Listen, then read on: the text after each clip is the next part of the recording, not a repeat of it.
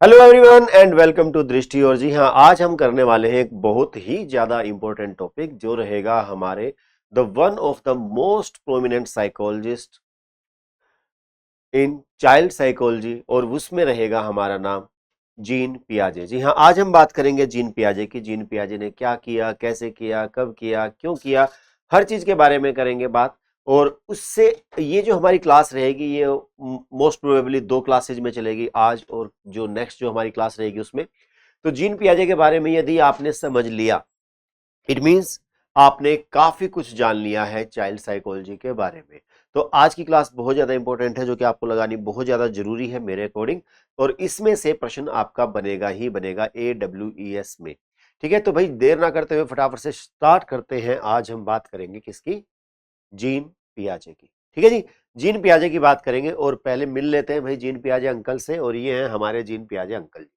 ठीक है, अब ये मैं इनके जो पिक्चर्स लेके आता हूँ, क्यों लेके आता हूँ ये पिक्चर्स? इसलिए लेके आता हूँ क्योंकि जब हम चीजों को रिलेट करते हैं ना पिक्चर के साथ में, अच्छा जीन पियाजे ऐसे दिखाई देते थे, जी हाँ ऐसे दिखाई देते थे। ठीक है, ही इज जीन पियाजे। अब अगर बात करें, आप कहोगे जी हमारे एग्जाम में क्या ये भी आएगा कि इनका जन्म कब हुआ, इनकी मृत्यु कब हुई? नहीं, आपके एग्जाम में ऐसा कभी नहीं आएगा। ठीक है, कभी भी नहीं आएगा। ठीक है, लेकिन इसका एक बेनिफिट है। इसका एक बेनिफिट ये है कि जब हमें इनके टाइम पीरियड का पता चलता है, जब हमें पता चलता है कि किस समय पर इन्होंने अपनी थ्योरी दी है, तो उससे हमें एक अंदाजा होता है कि जो ये बातें करेंगे ना, जो जीन पियाजे अंकल बातें करेंगे, ये उस समय के बच्चों के अकॉर्डिंग करेंगे। और ये आपको पता है कि ये बात करेंगे कोग्निटिव डेवलपमेंट की। और कोग्निटिव डेवलपमेंट जैसा कि आप जानते हैं वो समय के साथ अधिक होता ही जा रहा है। आप भी देख सकते हैं कि भाई जो पिछली जनरेशन के लोग थे उनसे ज्यादा हम एडवांस हैं, और जो हमारी जनरेशन के लोग हैं उनसे ज्यादा आगे एडवांस बच्चे भी आ रहे हैं। ठीक है, इवन आप ये भी पाएंगे कि भाई बड़े भाई भाई बहनों में और छोटे भाई बहनों में भी काफी अंतर नजर आ जाता है। ठीक है, तो आप बिल्कुल भी ये ना लगाएं कि भाई ये आज के बच्चों के पॉइंट ऑफ व्यू से है। हाँ, काफी सारी चीजें हैं, लेकिन जो टाइम का जो गैप है ना, वो थोड़ा बहुत वेरी करता है। ठीक है, हो सकता है कि भाई जीन पियाजे को उस समय पर लगा कि भाई 7 साल के बच्चे में तर्क नहीं होता है। आप कहेंगे जी हमारा बच्चा 6 साल का, वो तो बहुत ज्यादा तार्किक है। दैट्स वाई मैं ये कह रहा हूं कि आपको इन चीजों को समझना है, लेकिन हल्का फुल्का टाइम का गैप रह सकता है। क्यों? क्योंकि जो जीन पियाजे हैं उनका जन्म होता है भाई 1896 में, और मृत्यु होती है 1980 में। ठीक है जी, 1896 में इनका जन्म हुआ। किनका जी? जीन पियाजे का। और मृत्यु कब होती है जी? मृत्यु होती है इनकी 1980 में। ठीक है जी, 1980 में। अब आप कहेंगे जी हमें इसका क्या है? इसका यही है कि आपको बस ये समझना है कि ये जो चीजें हैं ना, जब इन्होंने अपनी थ्योरी दी है, तो थ्योरी दी है 1932 में। ठीक है जी, और अगर मोटा मोटी माने तो भाई लगभग लगभग कितने साल हो गए, है ना? 92। ठीक है, मतलब लगभग लगभग 92 ईयर्स अप्रोक्सीमेट, जो भी है 100 ईयर्स मान लेते हैं। ठीक है, राउंड अप करके। तो आज से 100 साल पुराने बालकों की, 100 साल मीन्स 4 पीढ़ियां, है ना?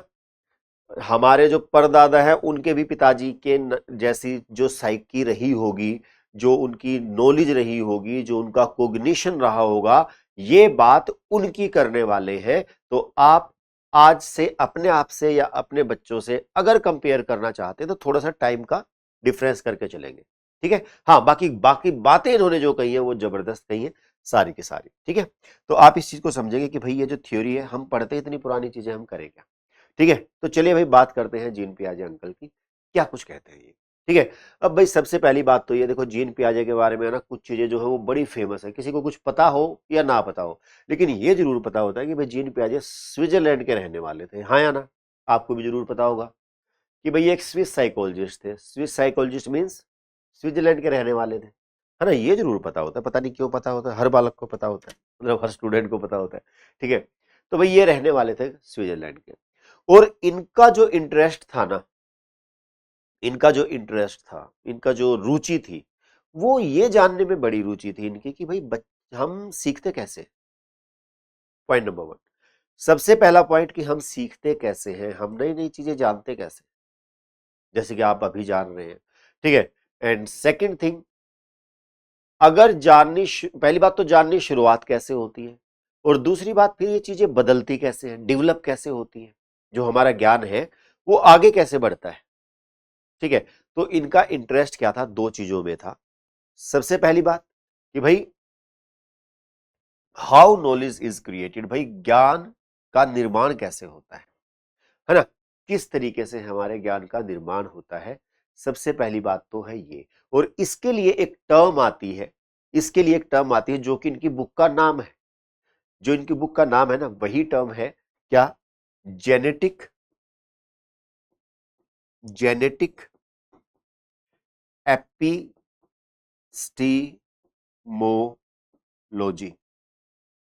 ठीक है जी, जेनेटिक एपिस्टीमोलॉजी।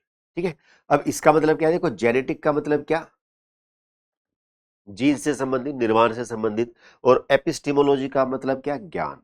तो ज्ञान का निर्माण, जेनेटिक एपिस्टीमोलॉजी। ठीक है, ये इनकी बुक है। ठीक है, तो उस बुक में इन्होंने यही बताया कि भाई ज्ञान का निर्माण कैसे होता है, जेनेटिक एपिस्टीमोलॉजी। यहां तक बात सही है। ठीक है, आफ्टर दैट थोड़ा सा आगे चले तो जैसे मैंने कहा कि फिर ये डेवलप कैसे होती है ना, हाउ इट डेवलप्स। ठीक है, भाई ये डेवलप कैसे होती है, इसका विकास कैसे होता है, भाई बन तो गई, ठीक है, मतलब बच्चा जो है वो पैदा तो हो गया, लेकिन अब वो बढ़ेगा कैसे, बढ़ेगा इन द सेंस डेवलप कैसे होगा। डेवलप का मतलब का क्या, मैंने कल ही बताया था, है ना, ये कल नहीं, सॉरी, जो हमारी फर्स्ट क्लास थी, development is nothing but change, है ना। ये चेंज कैसे होती है, तो आज हम सबसे पहले यही जानेंगे कि भाई ज्ञान का निर्माण कैसे होता है, और दूसरी बात ये डेवलप कैसे होता है ना, इसका विकास किस प्रकार से होता है। तो ये दोनों चीजें अगर हमने जान ली अच्छे से, तो हम जीन पियाजे के कॉन्सेप्ट को समझ जाएंगे कि जीन पियाजे कहना क्या चाहते हैं। फिर उसके बाद में हम चलेंगे अपनी थ्योरी पे। थ्योरी का नाम क्या, थ्योरी ऑफ कॉग्निटिव डेवलपमेंट। ठीक है, अब बात करते हैं भाई स्टार्ट जीन पियाजे अंकल की। अब आप कहेंगे जी बच्चे कहां से आए, क्या जीन पियाजे का बचपन है, नहीं, ये जीन पियाजे के बच्चे हैं, रियल नहीं है, मतलब मैंने छोटे बच्चों को लिया है जानबूझ के, क्योंकि देखिए हुआ क्या, जीन पियाजे का इंटरेस्ट था किस बात में, कि भाई उनको यह जानना था कि पहली बात ज्ञान का निर्माण कैसे होता है, genetic epistemology, and the second thing how it develops, है ना, ये विकास कैसे करता है, ये कैसे बदलता रहता है, चेंज कैसे आता है इसके अंदर, भाई हो गया तो हो गया, अब आगे कैसे बढ़ रहा है, ये दो अलग अलग चीजें हैं। ठीक है, चलिए जी, तो अब इसके लिए इन्होंने क्या सोचा, सबसे जो बढ़िया इनके पास तरीका था वो ये था, अपने स्वयं के बालकों पर एक्सपेरिमेंट करना या उनका डेवलपमेंटल रिकॉर्ड रखना। Developmental record in the sense कि भाई जैसे ही उनका पहला बच्चा पैदा हुआ, तो उन्होंने देखा कि कॉग्निशन के पॉइंट ऑफ व्यू से, ज्ञान के पॉइंट ऑफ व्यू से इस बच्चे को क्या कुछ पता है। ठीक है, जब जन्म क्या समय था तब कितना पता था। ठीक है, फिर जब दूसरा बच्चा हुआ तब उसको भी उन्होंने ऑब्जर्व किया कुछ समय के बाद। ठीक है, फिर तीसरा बच्चा पैदा हुआ, उसको भी उन्होंने ऑब्जर्व किया, इनके तीन बच्चे हुए, और तीनों का इन्होंने क्या किया, डेवलपमेंटल रिकॉर्ड रखा। क्या रखा जी, डेवलपमेंटल रिकॉर्ड रखा। Developmental record in the sense कि भाई जब पहला बच्चा है, ठीक है, जब भाई वो फर्स्ट बेबी है, जब 2 महीने का था तब वो क्या करता था, मतलब उसको क्या कुछ ज्ञान हुआ। एग्जाम्पल दे रहा हूं, वो तो डेली का रिकॉर्ड रख रहे थे। एग्जाम्पल दे रहा हूं कि भाई अगर 2 महीने का बच्चा है तो वो क्या कुछ कर पाता है, क्या वो लोगों को पहचानना शुरू कर रहा है, लोगों को पहचानना, इट मीन्स कोग्निटिव डेवलपमेंट। या पहचान भी नहीं रहा है तो क्या वो लोगों को देख के ठहर रहा है, कुछ सोच रहा है, क्या उसको ऑब्जेक्ट्स और पर्सन में कुछ डिफरेंस नजर आ रहा है, नहीं आ रहा है। ठीक है, ऐसे ही मैं कहूंगा कि जब वो 6 महीने का हुआ तब उसके अंदर क्या क्या चेंजेस आए। ठीक है, या कैसे हुआ, मतलब आप समझ के चलिए वो डेली का कर रहे हैं, लेकिन डेवलपमेंट तो हो ही रही है ना, कोग्निटिव डेवलपमेंट। 1 साल का हुआ तब क्या कर रहा है, 2 साल का हुआ तब क्या कर रहा है, मतलब क्या कुछ उसके अंदर कोग्निटिव डेवलपमेंट हुआ, संज्ञानात्मक विकास हुआ, वो पूरा रिकॉर्ड रखते जा रहे थे। ठीक है, फिर इन द मीन टाइम जब सेकंड बेबी पैदा होता है, वो सेम उसका भी डेवलपमेंटल रिकॉर्ड रखते हैं, किसका, सेकंड बेबी का भी, है ना, भाई 2 महीने का क्या करता है, 6 महीने का क्या करता है, 1 साल का क्या करता है, 2 साल का क्या करता है। अब यहां पर एक चीज होती है, यहां पर एक चीज क्या होती है, वो ये पाते हैं कि ये जो दोनों बालक है ना, ये जो दोनों बालक है, ये एक समान पैटर्न को फॉलो कर रहे थे, एक जैसा ही पैटर्न फॉलो कर रहे थे। एक जैसा पैटर्न इन द सेंस कि जो हरकतें वो 6 महीने में कर रहा था ना पहला बच्चा, लगभग लगभग उसी टाइम पीरियड पे, 6 महीने, 6 महीने 2 दिन, 6 महीने 10 दिन, ठीक है, थोड़ा बहुत आगे पीछे करके दूसरे बच्चे ने भी वही चीजें सीखनी शुरू करी या उसी तरीके से बिहेव करना शुरू किया। ठीक है, जब 1 साल का हुआ, जो ये पहले वाला कर रहा था वही दूसरे ने भी करना शुरू किया। 2 साल का हुआ तब यही किया, 10 साल का हुआ तब यही किया। आप समझ रहे हो ना, क्योंकि उन्होंने तो भाई आगे तक किया है, डेवलपमेंट की बात की है ना। तो भाई उन्होंने ये देखा कि इनके बीच में तो काफी सारी समानताएं हैं। अब भाई देखो, दो व्यक्तियों में समानताएं होना कोइंसिडेंस भी हो सकता है भाई, है ना। भाई बाई चांस हो गया, उसमें भी ये था इसमें भी ये था, ठीक है। और उसको हम भाई वो नहीं कर सकते, प्रूव मतलब वो नहीं बना सकते, हम प्रूफ नहीं बना सकते कि भाई हर बच्चा ऐसा ही होता है। फिर होता है भैया तीसरा चाइल्ड, ये वाले भाई साहब जब पैदा होते हैं ना, फिर क्या होता है, उसका भी डेवलपमेंटल रिकॉर्ड रखा जाता है भाई, ठीक है। थर्ड बेबी का भी रखते हैं। तो ये पाते हैं कि भाई इनमें तीनों में समानता है, जो ये कर रहा था फिर उसने भी यही किया और तीसरे ने भी यही किया। तो इन्होंने क्या पाया कि ये तीनों ही एक सिमिलर पैटर्न को या एक समान प्रतिमान को क्या कर रहे हैं, फॉलो कर रहे हैं। बात समझ में आ रही है।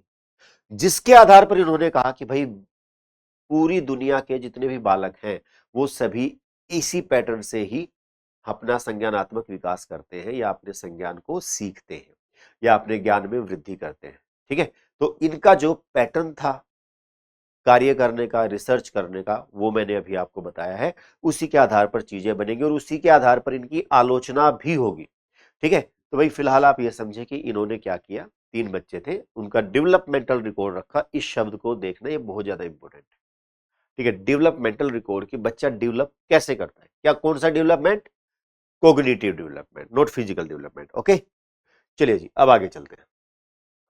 अब भाई देखो, पहला बच्चा, दूसरा बच्चा, तीसरा बच्चा, ठीक है।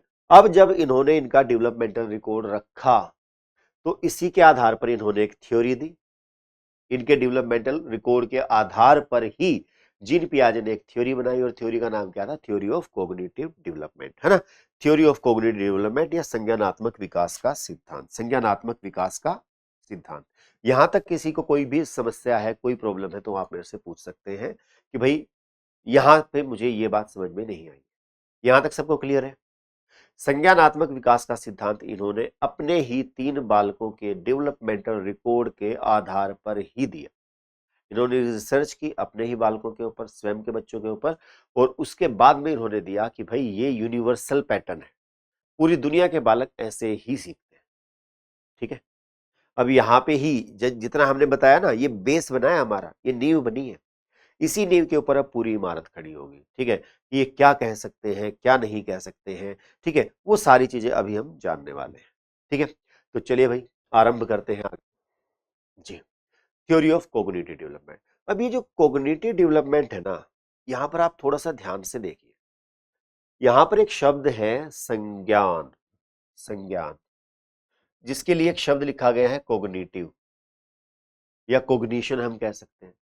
ठीक है, अब ये जो कोग्निशन है ये तो हो गया भाई संज्ञान, लेकिन आपको नहीं लगता कि संज्ञान से ही मिलता जुलता एक शब्द और है, वो क्या है जी, ज्ञान, है ना। संज्ञान से मिलता जुलता एक शब्द ज्ञान होता है ना। लिख देता हूं मैं ज्ञान, ये राज लिखा लिखा है ज्ञान। ठीक है, लेकिन ज्ञान को हम इंग्लिश में क्या बोलते हैं, ज्ञान को तो नॉलेज बोलते हैं। क्या बोलते हैं जी, नॉलेज बोलते हैं। नॉलेज इज इक्वल टू ज्ञान। ठीक है, अब यहां पर बात यह आती है कि ये ज्ञानात्मक विकास का सिद्धांत है या संज्ञानात्मक विकास का सिद्धांत है। अगर आपने इस बात को समझ लिया तो ये मान लो कि एग्जामिनेशन के पॉइंट ऑफ व्यू से आपने जीन पियाजे को समझ लिया, सिर्फ इस बात को समझने से कि भाई ये ज्ञानात्मक विकास का सिद्धांत है या संज्ञानात्मक विकास का सिद्धांत है। परंतु आपने देखा कि भाई थ्योरी का नाम तो संज्ञानात्मक विकास का सिद्धांत है या थ्योरी ऑफ कोग्निटिव डेवलपमेंट है, नॉलेज डेवलपमेंट तो है नहीं, थ्योरी ऑफ नॉलेज डेवलपमेंट नहीं है ना, थ्योरी ऑफ कोग्निटिव डेवलपमेंट है। नाउ अब हमारे सामने एक प्रश्न है, क्या, एक ये प्रश्न है कि भाई क्या डिफरेंस है ज्ञान में और संज्ञान में। यहां तक बात समझ में आ रही है। हमारे सामने भी प्रश्न आया कि भाई नॉलेज और कोग्निशन में आखिर अंतर क्या है। इनकी थ्योरी का नाम थ्योरी ऑफ नॉलेज डेवलपमेंट क्यों नहीं है, इनकी थ्योरी का नाम कोग्निटिव डेवलपमेंट ही क्यों है। इस बात को अब हम समझेंगे अच्छे से। ठीक है, तो चलिए भाई इसको मैं एक एग्जाम्पल से समझाता हूं, 2-3 एग्जाम्पल दूंगा, आपको चीजें समझ में आ जाएंगी। ठीक है, अब अगर हम बात करें भाई ज्ञान और संज्ञान, या भाई संज्ञान और ज्ञान, कॉग्निशन और नॉलेज के बीच में क्या कुछ है रिलेशन, ठीक है, तो इसको समझने के लिए मैं आपको एक बात बताता हूं, समझना। भाई मान के चलिए एक बुक है, कोई भी बुक है ना, जैसे पंचतंत्र की बुक है, किसने लिखी है जी? विष्णु शर्मा ने लिखी है। अब मैं ये कहता हूं कि भाई आपकी क्लास में या आपके 10 दोस्त हैं, मान के चलिए आपके 10 फ्रेंड्स, है ना, या भाई आपके जो परिवार है उसके अंदर कुछ बच्चे हैं, ठीक है, भाइयों के, बहनों के, है ना, आपको लगता है कि भाई उनके अंदर है ना, मुझे रीडिंग की हैबिट डालनी चाहिए, जो कि डालनी चाहिए। उसके लिए आप उन बच्चों को एक जैसी बुक जो है डिस्ट्रीब्यूट करते हैं ना, ये भाई तुम्हारी बुक, ये तुम्हारी बुक, ये तुम्हारी बुक, है ना, इसको पढ़ा करो और फिर मुझे बताया करो कि इसके अंतर्गत क्या है, ठीक है, आपने क्या सीखा। बड़ी अच्छी हैबिट है, करना चाहिए, ठीक है। तो मान के चलिए आपने 10 बच्चों को एक एक ये बुक दे दी, ठीक है। अब आप मुझे ये बताइए कि उन 10 के 10 बच्चे को आपने कहा कि भाई ये वाली स्टोरी आपको पढ़नी है, मान लो खरगोश और कछुए वाली, ठीक है, और फिर हम आपस में डिस्कस करेंगे। अगेन गुड हैबिट, ठीक है। तो भाई आपने उनसे कहानी पढ़ने के लिए कहा, उन्होंने कहानी को पढ़ा, फिर आपने उनसे डिस्कस किया, भाई आपको क्या लगा, आपको इसमें क्या खास लगा, आपने इससे क्या सीखा, जो भी है, क्या कहानी थी, एक्सप्लेन करो। आपको क्या लगता है, क्या हर बालक या 10 के 10 वे जो बच्चे हैं वो एक ही तरीके से एक्सप्लेन करेंगे, या एक ही तरीके से उस कहानी को समझेंगे, या एक ही सीख उस कहानी से लेंगे, या एक ही प्रकार की बातें उनको याद रहेंगी, या एक ही प्रकार के पॉइंट्स को वो हाईलाइट करेंगे? नहीं, ऐसा तो नहीं होता। यह होता है, अगेन, अगर मैं कहूं कि भाई एक टीचर है, मैडम जी, ठीक है, और इनकी क्लास में 30 बच्चे हैं, है ना, मैडम जी की क्लास में 30 बच्चे हैं। अब मैं ये कहूंगा कि ये जो मैडम जी हैं, अध्यापिका जो है, ये एक समय पर एक ही टॉपिक को एक ही प्रकार से, ठीक है, एक ही कक्षा में 30 बालकों को पढ़ाते हैं, ठीक है, लेकिन क्या मार्क्स सबके सेम आते हैं? नहीं, मार्क्स तो अलग अलग आते हैं। कोई टॉप करता है तो कोई भाई रह भी जाता है कई बार। आप समझ रहे हो ना? ऐसा क्यों होता है? जबकि टीचर ने तो एक ही बात बताई थी और सबको एक जैसे तरीके से बताई थी। टीचर के पास यही तो एक्सक्यूज होता है। नहीं, हम कहते क्या भाई, वो भी तो पास हो गया, तेरे नंबर कम क्यों आए, तू नहीं पढ़ा। यही होता है ना, ठीक है। तो भाई कहने का मुद्दा ये है कि इन्होंने एक ही तरीके से एक ही बात को 30 बच्चों को कराया, लेकिन नंबर सबके अलग अलग आए, क्यों? कोई तो कारण होगा। आगे चलते हैं, एक और छोटा सा एग्जांपल समझ लेते हैं, ठीक है। मान के चलिए कि आप जाते हैं देखने के लिए एक मूवी थिएटर में, ठीक है। अब थिएटर में आपको पता चलता है, या आप देख पाते हैं, ठीक है, या आप नहीं है, वैसे भी मैं एक एग्जांपल दे रहा हूं, ठीक है, कि भाई वहां पर थिएटर में मूवी को देखने वाले में एक चोर है, ठीक है, एक पुलिस है, एक नॉर्मल पर्सन है ना, एक बिल्कुल ही मतलब वैसा है, क्या बोलते हैं, साई फाई टाइप का, मतलब एक नया सा जो कहते हैं ना कि भाई व्यक्ति है ना, एक छोटा बच्चा है, ठीक है, वो सारे मिलकर एक मूवी को देख रहे हैं। थिएटर में अलग अलग प्रकार के लोग होते हैं, महिलाएं भी होती है, सारी चीजें होती है, ठीक है। तो भाई वहां पे वो एक मूवी को देख रहे हैं। अब मूवी में मान के चलिए कि एक सीन आता है कि भाई एक चोर है, वो चोरी कर रहा है, और फिर बाद में वो एंड में पकड़ा जाता है। तो आप एक बात बताइए कि जो मूवी को देखने वाले हैं, जो दर्शक हैं, क्या सब उस मूवी से एक ही प्रकार की सीख लेते हैं? नहीं। चोर ये सीखेगा कि चोरी करने करते समय कहां पर गलती नहीं करनी चाहिए, है ना, कि भाई अगर मैं ऐसे चोरी करूं ना तो मैं ऐसे ना करूं, या लास्ट में देख के ओहो ऐसे भी पकड़े जाते हैं, आगे से भाई ध्यान रखना है ना। वो तो ये सीखेगा, चोर तो यही सीखेगा। वही पुलिस ये सीखेगा, अच्छा ऐसे पकड़ते हैं, अगर मैं वो केस फंसा हुआ ना उसको ऐसे पकड़ूंगा। चीज एक ही है, उसको समझने वाले अलग अलग हैं, उनकी सोच अलग अलग है। यहां पर मैं ये बात कहना चाहूंगा कि इन सभी एग्जाम्पल्स में ज्ञान समान है, ज्ञान समान है, मतलब एक है, परंतु जो संज्ञान है वो डिफरेंट है। अब आप कहेंगे जी ये कैसे? ये ऐसे कि जो टीचर ने पढ़ाया वो ज्ञान था, जो बच्चों ने समझा वो संज्ञान। शब्द पे ध्यान देंगे, संज्ञान को मैं कह रहा हूं याद करने के पॉइंट ऑफ व्यू से, संज्ञान इज इक्वल टू स्वयं ज्ञान, मतलब स्वयं का ज्ञान। भाई एक चीज से आप क्या समझते हैं, ये पर्सन टू पर्सन वेरी करता है, तभी तो अलग अलग मार्क्स आते हैं। आपको क्या लगता है अभी जो मैं ये बातें बता रहा हूं आप सभी एक ही तरीके से समझ रहे हैं? नहीं, आप भी अलग अलग तरीके से। हमें लगता है कि भाई दूसरे को भी ऐसे समझ में आ रहा हूं, नहीं ऐसे नहीं आता है, सबको अलग अलग समझ में आता है। जैसे मैंने कहा कि भाई जो बुक के अंदर था ना, जो उन्होंने स्टोरी पढ़ी वो ज्ञान था, पर जो बच्चों ने समझा, जो उसको इंटरप्रेट किया, वो संज्ञान था। There is a large difference between ज्ञान एंड संज्ञान। हाँ, ज्ञान से ही हम संज्ञान बनाते हैं, वो एक अलग चीज। संज्ञान मैं तो सीधा सीधा कहूंगा स्वयं ज्ञान।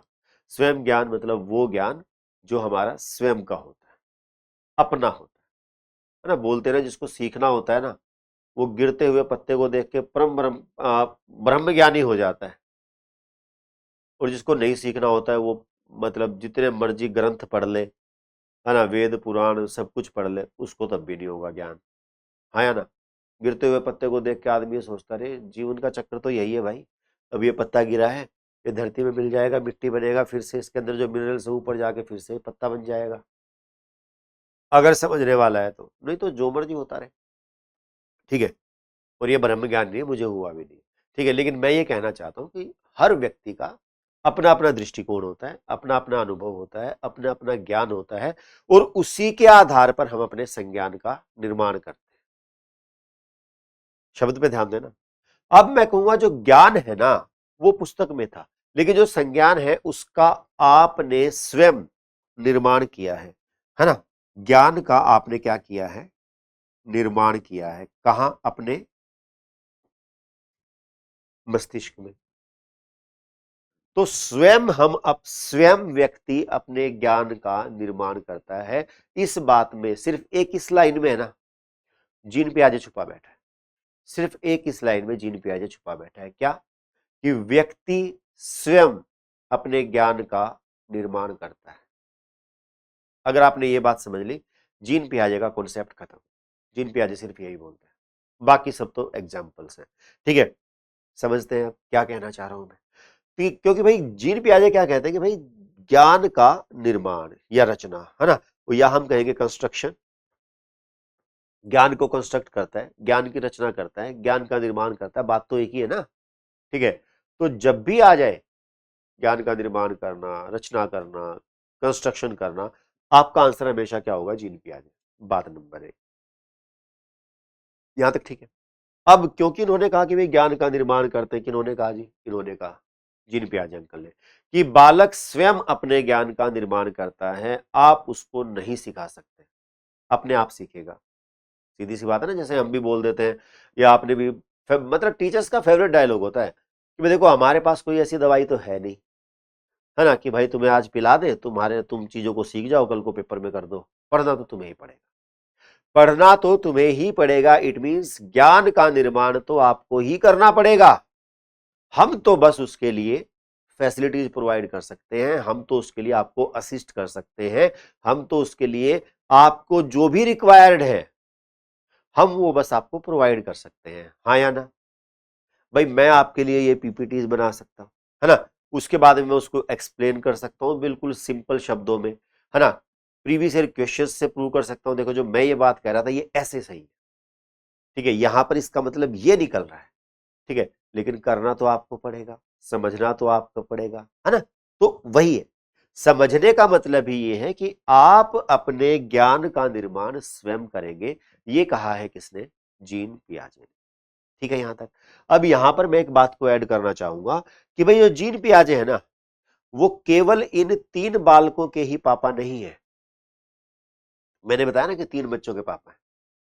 उसी के साथ साथ, क्योंकि इन्होंने कहा कि व्यक्ति अपने ज्ञान का निर्माण स्वयं करता है, या बालक अपने ज्ञान का निर्माण स्वयं करता है, निर्माण मतलब कंस्ट्रक्ट करना, दैट्स वाई इनको कहा जाता है फादर ऑफ कंस्ट्रक्टिविज्म, या निर्माणवाद के जनक। इसको कहा जाता है जी, जीन पियाजे को, है ना। क्या कहा जाता है भाई? Father of constructivism. अगर कभी पूछ लिया जाए, नहीं भी पूछे तो कोई बात नहीं, ठीक है, आपको पता होना चाहिए फादर ऑफ कंस्ट्रक्टिविज्म कौन है, जीन पियाजे। क्यों? क्योंकि इन्होंने बताया कि बालक अपने ज्ञान का निर्माण स्वयं करता है। यहां तक बात सही है। निर्माणवाद के जनक जीन पियाजे। रचना करना, निर्माण करना, कंस्ट्रक्ट करना, बनाना, ज्ञान हम अपना ज्ञान हम अपने आप बनाते हैं, कोई हमें बना के नहीं दे सकता। मतलब दूसरा अगर करेगा ना तो हमारी सहायता कर सकता है चीजों को इजीली करके समझाने में, जिसके मैं अभी प्रयास कर रहा हूं। ठीक है, शायद आपने जीन पियाजे को इस एंगल से कभी ना पढ़ा हो, मैं उसको जस्ट बताना चाह रहा हूं, ठीक है, कि इसका तात्पर्य यही था। जब भी आपने किसी बुक में पढ़ा ना ये कंस्ट्रक्टिविज्म क्या आ गया, रटना नहीं है, ये यही है बस। ये संज्ञान क्या होता है भाई, ये यही है। मैं जस्ट उसमें क्या कर रहा हूं, आपको फैसिलिटेट कर रहा हूं। फैसिलिटेटर ही तो होता है टीचर, ठीक है। तो बाकी भाई ज्ञान का निर्माण समझना तो आपको ही है, यहां तक भी बात सही है, ठीक है।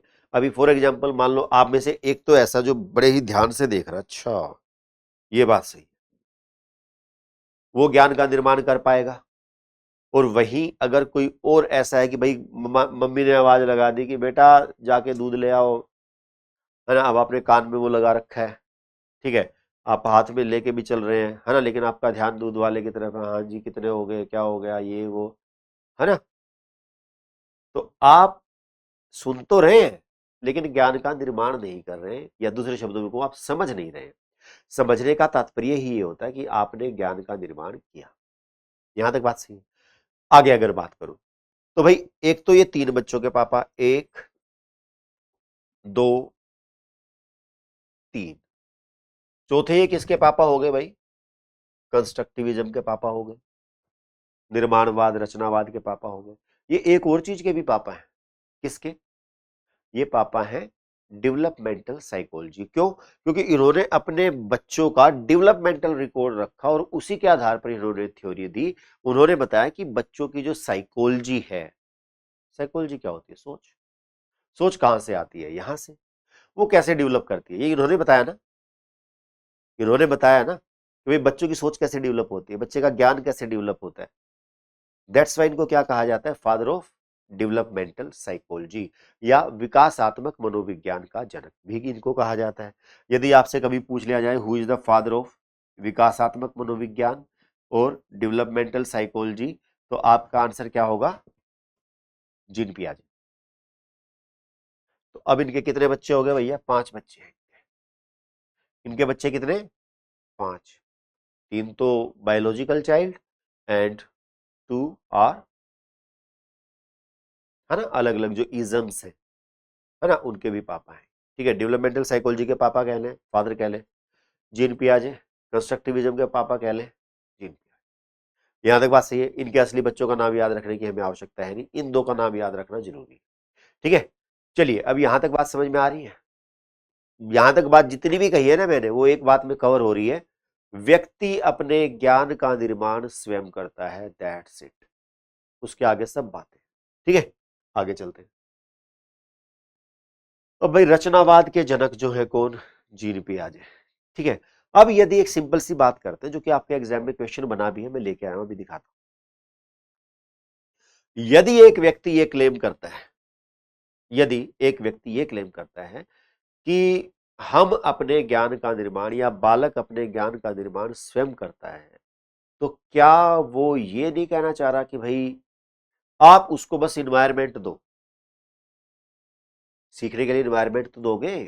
जैसे कि अभी आपके सामने इन्वायरमेंट है क्या, आपका फोन या आपका लैपटॉप। इन्वायरमेंट मतलब फिजिकल इन्वायरमेंट की बात चल रही है यहाँ पे, सोशल इन्वायरमेंट नहीं। ठीक है, आप बच्चे को सीखने के लिए एक वातावरण दो, ठीक है, बच्चा अपने आप ज्ञान का निर्माण करेगा। तो जब भी आपसे पूछ लिया जाए कि भाई बालक सीखता है अपने इन्वायरमेंट से, तो आपका आंसर क्या होगा, जीन पियाजे। इन्वायरमेंट भी कौन सा, फिजिकल इन्वायरमेंट।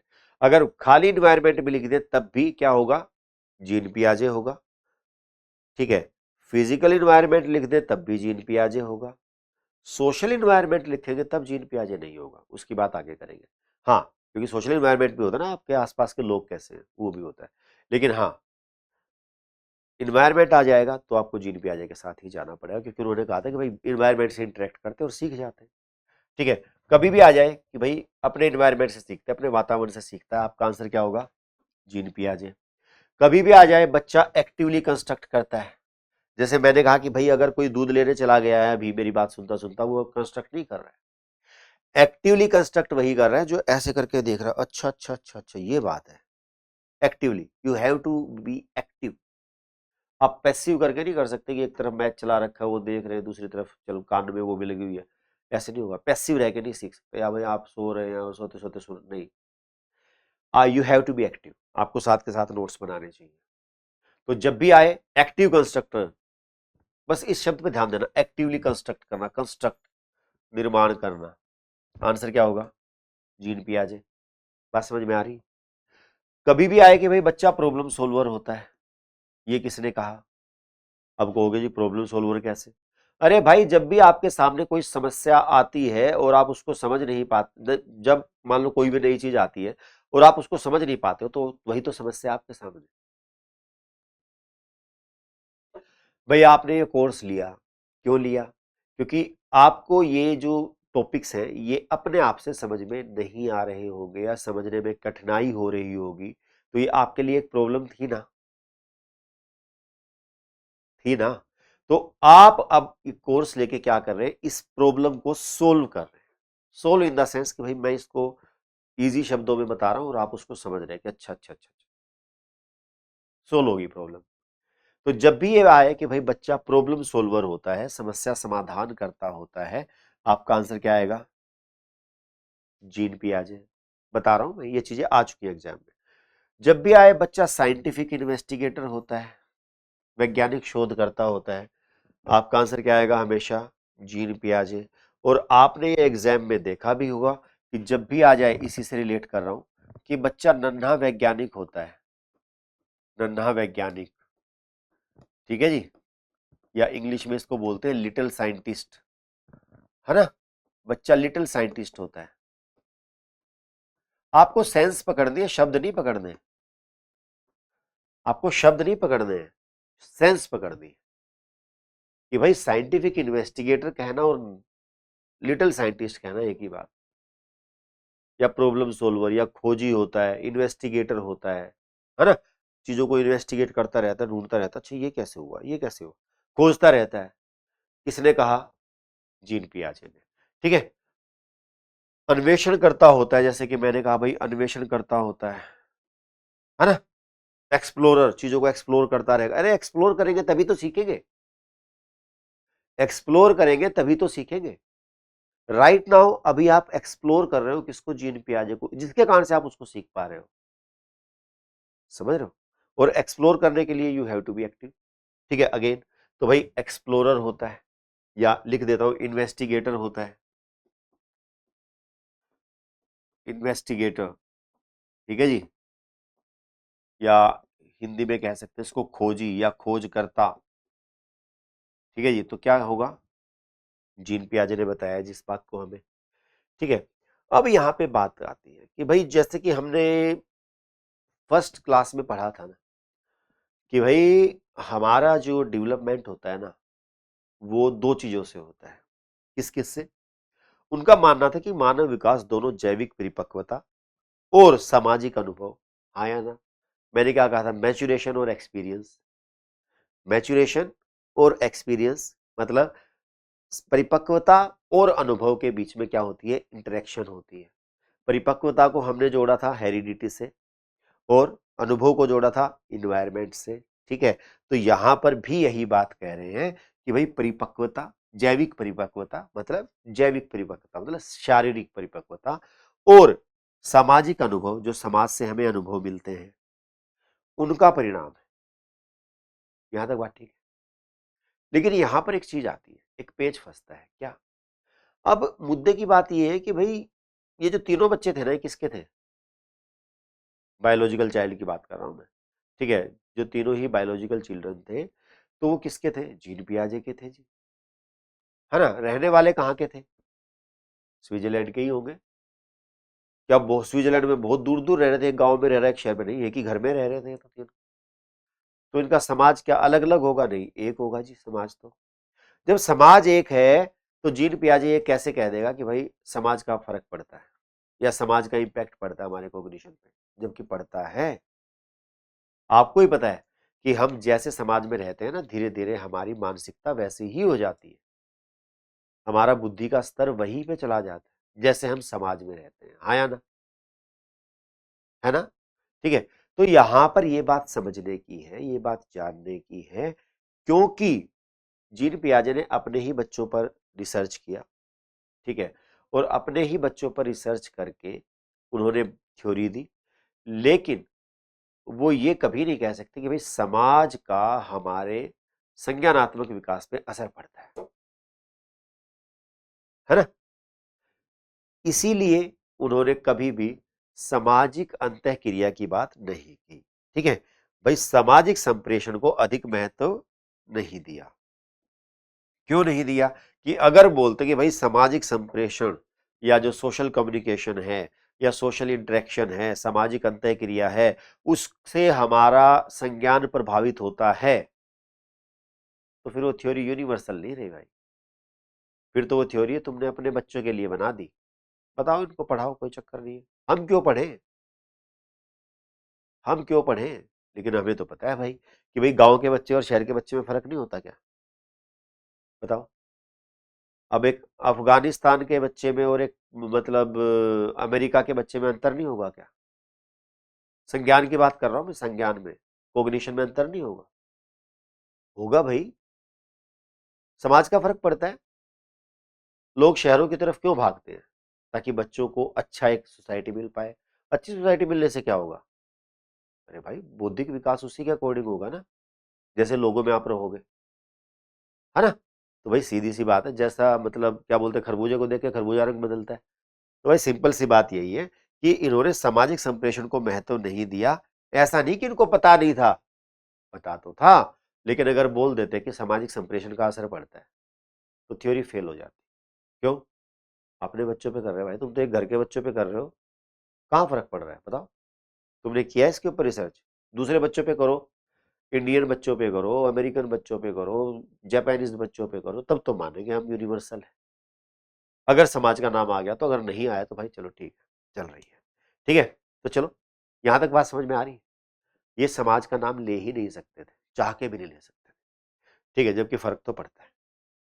अरे भाई ये तो गड़बड़ होगी। एक सेकंड में यही देख रहा था कि ये फोन गड़बड़ ना हो जाए। चलो, एक ही प्रश्न में हुआ है, बाकी में तो ठीक है। एक को तो मैं ठीक कर दूंगा, कोई दिक्कत नहीं है, एक को तो मैं ठीक कर दूंगा। रुको रुको रुको, एक को तो मैं ठीक कर सकता हूँ। ये लो, हो गया। सभी में होता तो दिक्कत हो जाती। चलिए, किसने यह कहा कि बच्चे सक्रिय रूप से, देखो प्रश्नों को समझना है, देखो प्रश्न आते कैसे, ठीक है जी, प्रश्न आते कैसे हैं अभी हमें ये देखना है। बच्चे सक्रिय रूप से मतलब एक्टिवली दुनिया के बारे में अपनी समझ का निर्माण करते हैं। Who said this statement? Children actively construct their understanding of the world. ये किसने कहा है जी? जीन पियाजे ने। एक्टिवली कंस्ट्रक्ट, शब्द पे ध्यान दो, कंस्ट्रक्ट दिख रहा है शब्द, कंस्ट्रक्ट, ठीक है। क्या लिखा है जी? निर्माण करते हैं। निर्माणवाद के जनक कौन? जीन पियाजे। Answer will be option number A. यहां तक डन हो गया? कितना सिंपल क्वेश्चन। आगे चलते हैं, देखो। इन ए कंस्ट्रक्टिविस्ट क्लासरूम, जैसे ही कंस्ट्रक्टिविस्ट आया माइंड में एकदम से जीन पियाजे आना चाहिए, ठीक है। बेस्ड ऑन पियाजियन प्रिंसिपल, मतलब पियाजे के प्रिंसिपल्स के ऊपर चिल्ड्रन लर्न, भाई बच्चे कैसे सीखते हैं? अब सीधी सी बात है, तो ये तो कहेगा एक्टिवली सीखेंगे, ठीक है, देख लेते हैं भाई। इमिटेटिंग अडल्ट्स, देखो इमिटेटिंग अडल्ट्स आ गया मतलब समाज आ गया, तो जीन पियाजे कभी नहीं कहेगा भाई कि समाज को देख के सीखते हैं। याद रखना, हमेशा समाज से तो दूर रहना है। किसको? जीन पियाजे को। Through explanation given by adults, again समाज कोई और एक्सप्लेनेशन दे रहा है, गलत हो गया। By striving for rewards, reward भी कोई और ही देगा, गलत हो गया। थ्रू सेल्फ इनिशिएटेड एक्टिविटी, स्वतः स्फूर्त गतिविधियों, मतलब अपने आप से सीखता है भाई, बात ही खत्म करो। जीन पियाजे तो यही बोलेगा, है ना? आगे चलते हैं जी। देखो कितना, मतलब एक बार आपने एक कॉन्सेप्ट को समझ लिया ना, क्वेश्चन आपके लिए हलवा हो जाएंगे, ठीक है। हाँ, और ये जो क्वेश्चन आया था ना, ये आपके AWES में ही आया हुआ है 2019 में। ठीक है, ये जो ऊपर लिखा हुआ है ना, देखो मैं दिखा देता हूँ कब आया है ये। ठीक है, क्योंकि ये फोल्ड थोड़ा सा गड़बड़ हो गया ना, इस चक्कर में आपको दिख नहीं रहा है। एक सेकेंड रुकेंगे, ये लो देखो AWES में ही आया हुआ प्रश्न है ये, है ना, 2019 में सेट ए। ठीक है, एक्टिवली कंस्ट्रक्ट दिखाई दे रहा है, किसने दिया? जीन पियाजे ने दिया। ठीक है, ये प्रश्न हो गया था अपना। अब यहाँ पे बात करते हैं, अकॉर्डिंग टू जीन पियाजे which of the following is necessary for learning. भाई इनमें से कौन सा आवश्यक है, नेसेसरी है किसके लिए? लर्निंग के लिए। ठीक है, बताओ जी। Reinforcement and sorry reinforcement and रिवो पनिशमेंट, है ना। अब भाई रीइंफोर्समेंट भी कोई और देगा, पनिशमेंट भी कोई और देगा। जहां पर भी कोई और आ गया ना, वहां पे जीन पियाजे नहीं आएगा। ठीक है, खत्म, नहीं हो सकता। Active exploration by the learner, ये बात सही है। विद्यार्थियों द्वारा मतलब स्वयं के द्वारा सक्रिय खोजबीन, बिल्कुल सही बात है। ऑब्जर्वेशन एंड इमिटेशन, देखो ऑब्जर्वेशन किसी और की करेगा, इमिटेशन किसी और की करेगा, गलत। लैंग्वेज डेवलपमेंट विच फैसिलिटेट सोशल इंटरेक्शन, आया सोशल इंटरेक्शन, गलत। भाषात्मक विकास जो सामाजिक अंतःक्रिया को सुसाध्य करता है। आप देख रहे हैं एग्जामिनर को पता है कि अगर जीन पियाजे का ऑप्शन मुझे नेगेटिव में बनाना है तो मुझे समाज का प्रयोग करना ही पड़ेगा। इसी चीज को आपको समझना है बस। ठीक है, तो आंसर क्या बनेगा? Option number B, right. Done है, इजी रहेगा अगर एक बार कॉन्सेप्ट को समझ लिया तो।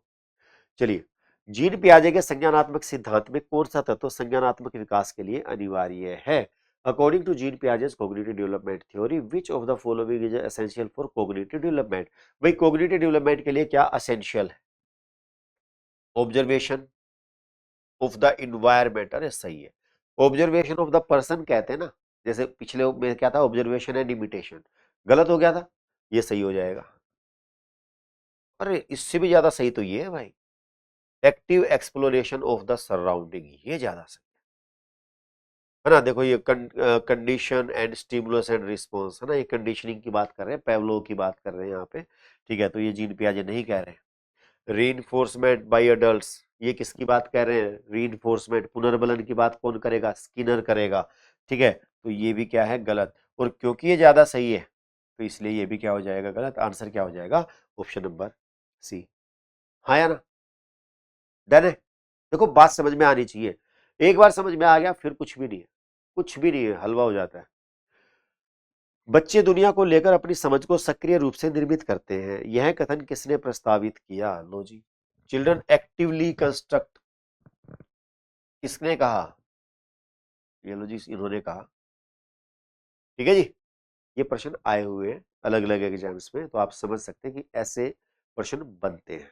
ठीक है, ठीक है, किसने कहा? पियाजे ने कहा। अलोइंग लर्नर्स मैक्सिमम फ्रीडम, अपने तौर पे सीखने दो, with in A resource rich environment, लेकिन इन्वायरमेंट ऐसा दो जो रिसोर्स रिच हो। ये नहीं कि भाई आपने मरुस्थल में छोड़ दिया और कह रहे सीख ले, क्या सीखेगा वहां पे भाई? नहीं सीख। आप इन्वायरमेंट ऐसा दो ताकि बच्चा सीख पाए। ठीक है, and facilitating them to construct knowledge, दिखाई दे रहा है, शब्द देना पड़ेगा एग्जामिनर को। फॉर देमसेल्व्स, किसके लिए? अपने लिए। इंडिकेट टुवर्ड्स विच अप्रोच, किसके अप्रोच की बात कर रहा है ये? डिस्कवरी लर्निंग, जिसमें हम मतलब खोजी अधिगम, मैंने बताया ना कि बच्चा खोजी होता है, बिल्कुल इसी की बात कर रहे हैं। टेक्स्ट बुक सेंटर्ड लर्निंग नहीं होगा, टेक्स्ट बुक सेंटर्ड की बात नहीं कर रहा। एक्सपोजिटरी टीचिंग क्या होता है? प्रतिपादक अध्यापन, प्रतिपादन करना क्या होता है? एक्सपोज करना क्या होता है? जैसे मैंने अभी अभी क्या किया, जीन पियाजे को एक्सपोज किया। एक्सपोज करना ये नहीं होता कि भाई मैंने उसके बारे में नेगेटिव बता दिया, छुपा बैठा था, एक्सपोज कर नहीं।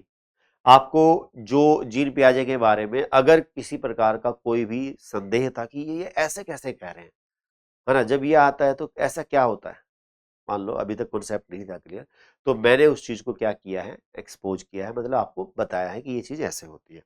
ठीक है, तो भाई ये नहीं है।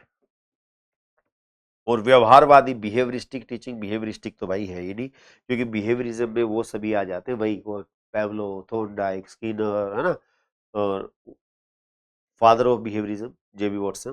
ठीक है, इनका कोई लेना देना नहीं। पियाजे की बात चल रही है कि भाई स्वयं ज्ञान की संरचना करते हैं, ठीक है, इट मीन्स पियाजे, और पियाजे क्या बात करेंगे, खोजी अधिगम की, डिस्कवरी लर्निंग की बात करेंगे कि बच्चा अपने आप ज्ञान का डिस्कवर करता है, खोज करता है।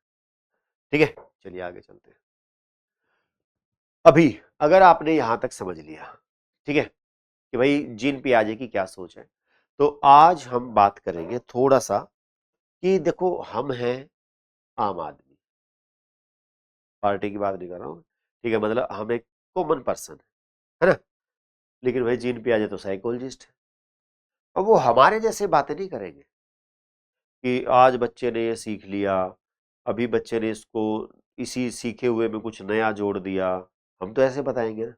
ठीक है, अब ये पुराना उसने थोड़ा सा कंफ्यूजन था तो उसने उस कंफ्यूजन को ठीक कर लिया, है ना, कंफ्यूजन को ठीक करना, और ये जो है ये क्या कहलाता है पता नहीं, वो ऐसे बातें नहीं करेंगे। वो इन चीजों के लिए कुछ टर्म्स देते हैं। कौन? साइकोलॉजिस्ट है भाई, बड़े आदमी। ठीक है, क्या करेंगे, कुछ टर्म्स देते हैं। ऐसे ही जीन पियाजे ने भी कुछ टर्म्स दी हैं, कुछ कॉन्सेप्ट्स दिए हैं, जिनके बारे में हमें जानना जरूरी है, और एग्जाम में इनसे बहुत बहुत सारे प्रश्न पूछे जाते हैं। ठीक है, अब वही है ना कि अगर मैं लिखता ऐसी कुछ रिसर्च, तो भाई मेरे शब्द क्या होते, लेमन वाले। इन्होंने जब रिसर्च लिखी तो इनके शब्द क्या है, थोड़े से साइकोलॉजिस्ट वाले, है ना। तो उन शब्दों को ही समझना है कि भाई क्या कहते हैं। ठीक है, सबसे पहला शब्द इन्होंने दिया मेंटल स्ट्रक्चर। मेंटल स्ट्रक्चर होता क्या है, ठीक है, मैं बताते हुए चलता हूं साथ के साथ।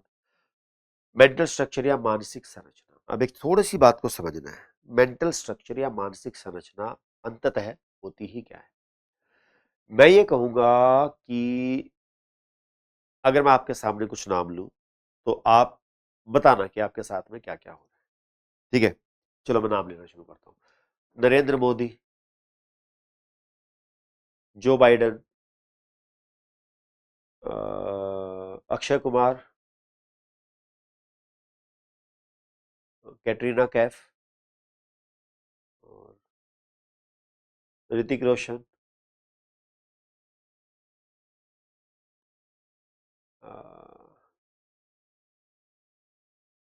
Dog, lion, rat. आपके माइंड में कुछ आ रहा है, कुछ तो आ रहा होगा, है ना। इनकी इमेजेस तो पक्की आ रही है आपके माइंड। ठीक है, मैं कहूंगा गुलाब की खुशबू,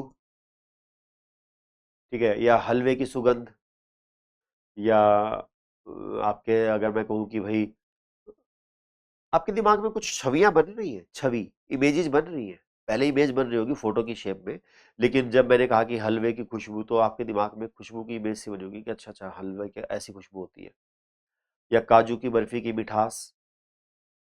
तो मैं ये कहूंगा कि हमारा जो माइंड होता है ना, हमारे माइंड में बहुत सारी चीजों की छवियां होती हैं। क्या होती है, छवि।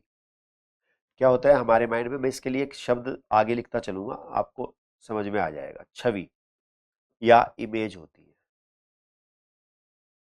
ठीक है, जैसे कि मैंने बोला ना अक्षय कुमार, तो आपके माइंड में तुरंत एक इमेज आई, आई ना। ठीक है, अ, ठीक है, अगर मैं कहूं आपके सामने जैसन Statham, image I. Ajay Devgan, आ गई होगी, है ना, लेकिन कहा जैसन स्टेथम, नहीं आई। मैं बोलूं टॉम क्रूज, कईयों के माइंड में आई होगी, कईयों के में नहीं आई होगी। ठीक है, तो कहने का मतलब ये है कि ये जो इमेज जो बनती है ना हमारे माइंड में, ये केवल तभी बनती है जब हम उस चीज को पहले से जानते हो। पॉइंट है ना, हम उस चीज को अगर पहले से जानते होंगे, उस पर्सन को पहले से जानते होंगे, तो तभी तो आपके माइंड में वो इमेज बनेगी, अदरवाइज बन ही नहीं सकती। होगा कोई, अब ये नहीं पता जैसे स्टेथम ये कंपनी का नाम है या आदमी का नाम है ना, क्या है भाई ये, क्या पता किसी महिला का नाम हो, क्या पता किसी जगह का नाम हो, प्लेस का नाम हो। आप समझ सकते हैं। तो कहने का मुद्दा यहां पर ये है कि जो भी हमारी प्रीवियस नॉलेज होती है, क्या, जो भी हमारी प्रीवियस नॉलेज होती है, ठीक है, या हम कहेंगे पूर्व ज्ञान, नॉलेज, या जो हमारा पूर्व ज्ञान होता है ना, उसी को मिलाकर हम क्या बोलते हैं, मेंटल स्ट्रक्चर या मानसिक संरचना। मेंटल स्ट्रक्चर या मानसिक संरचना हमारे दिमाग में स्टोर्ड इमेजेस हैं। अब वो इमेज पिक्चर की शेप में हो सकती है, वो इमेज किसी खुशबू की शेप में हो सकती है, वो इमेज किसी साउंड की शेप में हो सकती है। फॉर एग्जाम्पल, यदि भाई अभी आप पढ़ रहे हैं और अभी बाहर से एक बुलेट जाए, बुलेट मतलब डुक डुक डुक डुक डुक डुक डुक डुक, है ना, तो आप पहचान लेंगे ना उसको बिना देखे कि भाई ये बुलेट की आवाज है? नहीं, इट मीन्स आपके माइंड में उसकी इमेज बनी हुई है, तभी तो पहचान रहे हैं। है ना? अगर आपको कुछ अजीब सी आवाज दिख सुनाई दे, आप कहोगे नहीं ये क्या है, आपके माइंड में कोई इमेज बनेगी ही नहीं, है ना, जैसे कि उस नाम से नहीं बनी थी। तो कहने का तात्पर्य यहाँ पे ये है, जो भी आपका पूर्व ज्ञान होता है वो इमेजेस की शेप में हमारे माइंड में रहता है, और वो टच भी हो सकता है ना, जैसे कि अभी मैं मान लो इसके ऊपर टच करूं, ठीक है, तो आप समझ सकते हैं ना कि भाई मुझे कैसा फील होगा, जैसे शीशे के ऊपर टच कर रहा हूं, है ना, जैसे ग्लास के ऊपर टच कर रहा हूं, ऐसा होगा ना। अब आपके माइंड में इमेज है ना कि जब ग्लास के ऊपर हम हाथ फेरते हैं तो कैसा लगता है ना, अगर मैं ग्लास के ऊपर हाथ फेरूं और अगर मैं ऐसे हाथ फेरूं तो डिफरेंस होगा कि नहीं होगा, है ना। तो ये भी आपके माइंड में एक इमेज है।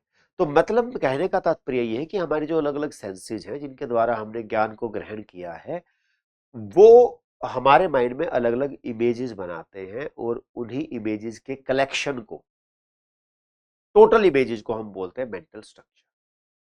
यहां तक बात सही? अब ये जो टोटल इमेजेस का कलेक्शन है, ठीक है, जितनी भी इमेजेस हैं या जितनी भी छवियां हैं, ठीक है, इन सबको मिलाकर कहते हैं क्या, मानसिक संरचना। परंतु अगर ये मेंटल स्ट्रक्चर जिस चीज से बना हुआ है, अगर एक सिंगल यूनिट के पॉइंट ऑफ व्यू से समझे, तो उसको कहेंगे स्कीमा। उसको क्या कहेंगे, स्कीमा। स्कीमा से मतलब क्या है, यहां पे स्कीमा से तात्पर्य है, दीज आर द, जो एग्जाम में आता है, मैं एग्जैक्टली वही शब्द बोल रहा हूं, बिल्डिंग ब्लॉक्स, बिल्डिंग ब्लॉक्स, या हिंदी में कहेंगे निर्माण प्रखंड। ठीक है जी, निर्माण प्रखंड। अब ये क्या होता है भाई, बिल्डिंग ब्लॉक्स या निर्माण प्रखंड?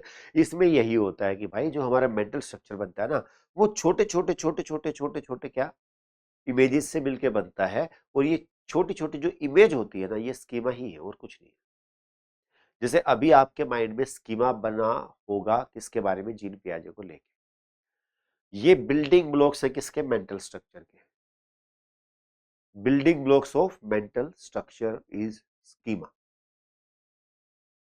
मेरी बात समझ पा रहे भाई? और ये जो होती है ना हमारे जो बिल्डिंग ब्लॉक्स होते हैं, ये केवल इमेज की शेप में नहीं, कॉन्सेप्ट की शेप में भी हो सकते हैं। जैसे कि अभी आपको कॉन्सेप्ट क्लियर हुआ होगा किसका, जीन पियाजे का। ठीक है कि भाई अच्छा, जीन पियाजे तो ऐसे कह रहे हैं, ये कहना है इनका। तो मतलब कहने का यहाँ पे तात्पर्य मेरा यही है कि कॉन्सेप्ट हो सकता है, इमेज हो सकती है, मतलब पिक्चर हो सकती है, साउंड हो सकता है, फील हो सकता है ना, कोई स्मेल हो सकती है, कोई टेस्ट हो सकता है,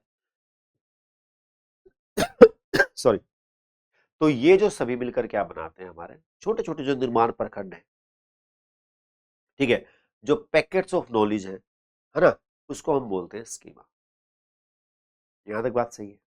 ठीक है, ये क्या है, पैकेट्स ऑफ नॉलेज है भाई, ज्ञान के छोटे छोटे छोटे छोटे अंश है, ये टुकड़े हैं।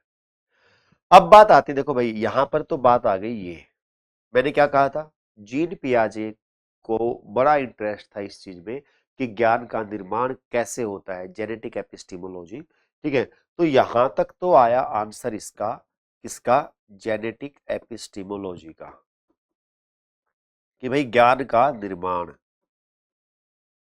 ठीक है जी, ज्ञान का निर्माण होता है जी ऐसे कि हमारे माइंड में छोटे छोटे छोटे छोटे जो बिल्डिंग्स ब्लॉक्स हैं, वो जुड़ते रहते हैं, एक दूसरे से कनेक्ट होते रहते हैं, और फाइनली हमारे ज्ञान का निर्माण करते हैं, मतलब हमारे मानसिक संरचना को बना देते हैं। जेनेटिक एपिस्टेमोलॉजी, यहां तक बात सही है। अब चलते हैं थोड़ा सा आगे, आगे चलते हैं तो दूसरी बात क्या आई थी भाई, ज्ञान का विकास कैसे होता है, अभी आगे बढ़ेगा कैसे। अब देखो किसी भी चीज को आगे बढ़ने के लिए ना दो चीजें चाहिए। किसी भी चीज को आगे बढ़ना मतलब डेवलप होना, डेवलप होना मतलब चेंज होना, हाँ या ना। किसी चीज का विकसित होना मतलब चेंज होना, ठीक है। अब चेंज जो होता है वो दो प्रकार से होता है, मैं पॉजिटिव वे से बता रहा हूँ।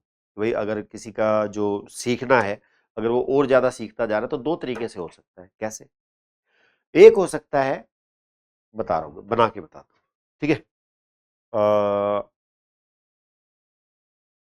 कहाँ पे बनाया जाए, पिछले पेज पे बनाता हूँ। देखिए जो ज्ञान का जो निर्माण होता है ना, जो चेंज होता है, जो डेवलपमेंट होती है, वो दो प्रकार से होती है। यहाँ पे बता देता हूँ, डेवलपमेंट जो होती है वो दो प्रकार से होती है। एक तो होता है पुराने में नया जोड़कर। भाई कुछ पहला था आपके पास पुराना, उसके आधार पे ही आपने उसमें कुछ नया जोड़ दिया, तो उससे क्या होगा, आपके ज्ञान में वृद्धि हो जाएगी। उसी के आधार पर, पुराने के आधार पर, जैसे भाई पहले आप जीन पियाजे के बारे में जानते थे, ठीक है, और आज आपने जो भी बातें नहीं सीखी आप उनके अंदर ही जोड़ते चले जा रहे हैं। क्लियर है यहाँ तक, पुराने में नया जोड़कर। दूसरा कैसे डेवलपमेंट हो सकता है, दूसरा ये हो सकता है कि मान लो आप जोड़ते जा रहे थे, जोड़ते जा रहे थे, जोड़ते जा रहे थे, फिर आपने देखा अरे स्कीमा ये होता है, मैं तो स्कीमा ऐसा सोच रहा था, चलो आज के बाद स्कीमा ऐसे, मतलब पुराने को बदल कर, ठीक है, पुराने को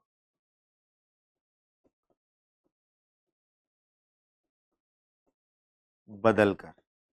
तो ये दो प्रकार से हमारा क्या हो सकता है, विकास होता है या चेंज होता है, किसके अंदर, संज्ञान के अंदर, हाँ या ना।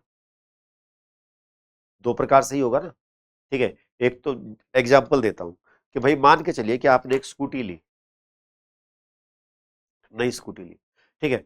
अब स्कूटी ली आपने, तो एक तो ये हो सकता है कि आप कहें कि भाई मुझे तो नई नई चलानी सीखनी है, अगर कहीं गिर गई, ठीक है, स्कूटी, ठीक है, तो भाई कहीं टूट फूट ना जाए, ठीक है, एक काम करते हैं इसके चारों तरफ है ना वो लगवा लेते हैं, क्या, गार्ड जो होते हैं, मतलब भाई गिरे तो लोहे का जो होता है वो उसी पे लग लग जाए, ये ना टूटे, प्लास्टिक वाला सी, ठीक है।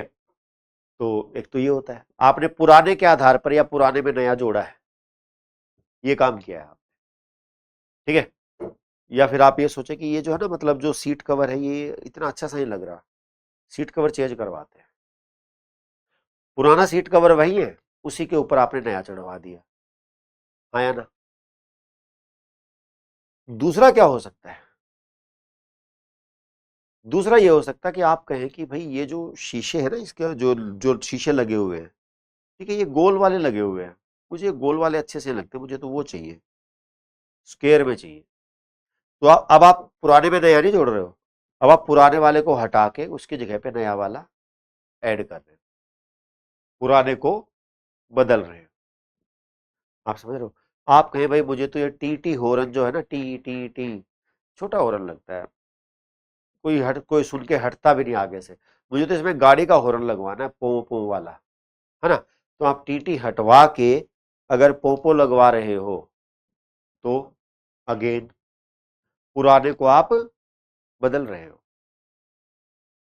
तो इन्हीं दो को समझाया है किसने, जीन पियाजे ने, कि इन्हीं दो तरीकों से हम इन्हीं दो प्रक्रियाओं से हमारी क्या होती है, डेवलपमेंट होती है, किसकी, कॉग्निटिव डेवलपमेंट। कहा ना कि भाई ज्ञान कैसे बदलता है या कैसे चेंज होता है या कैसे बढ़ता है, ऐसे बढ़ता है जी।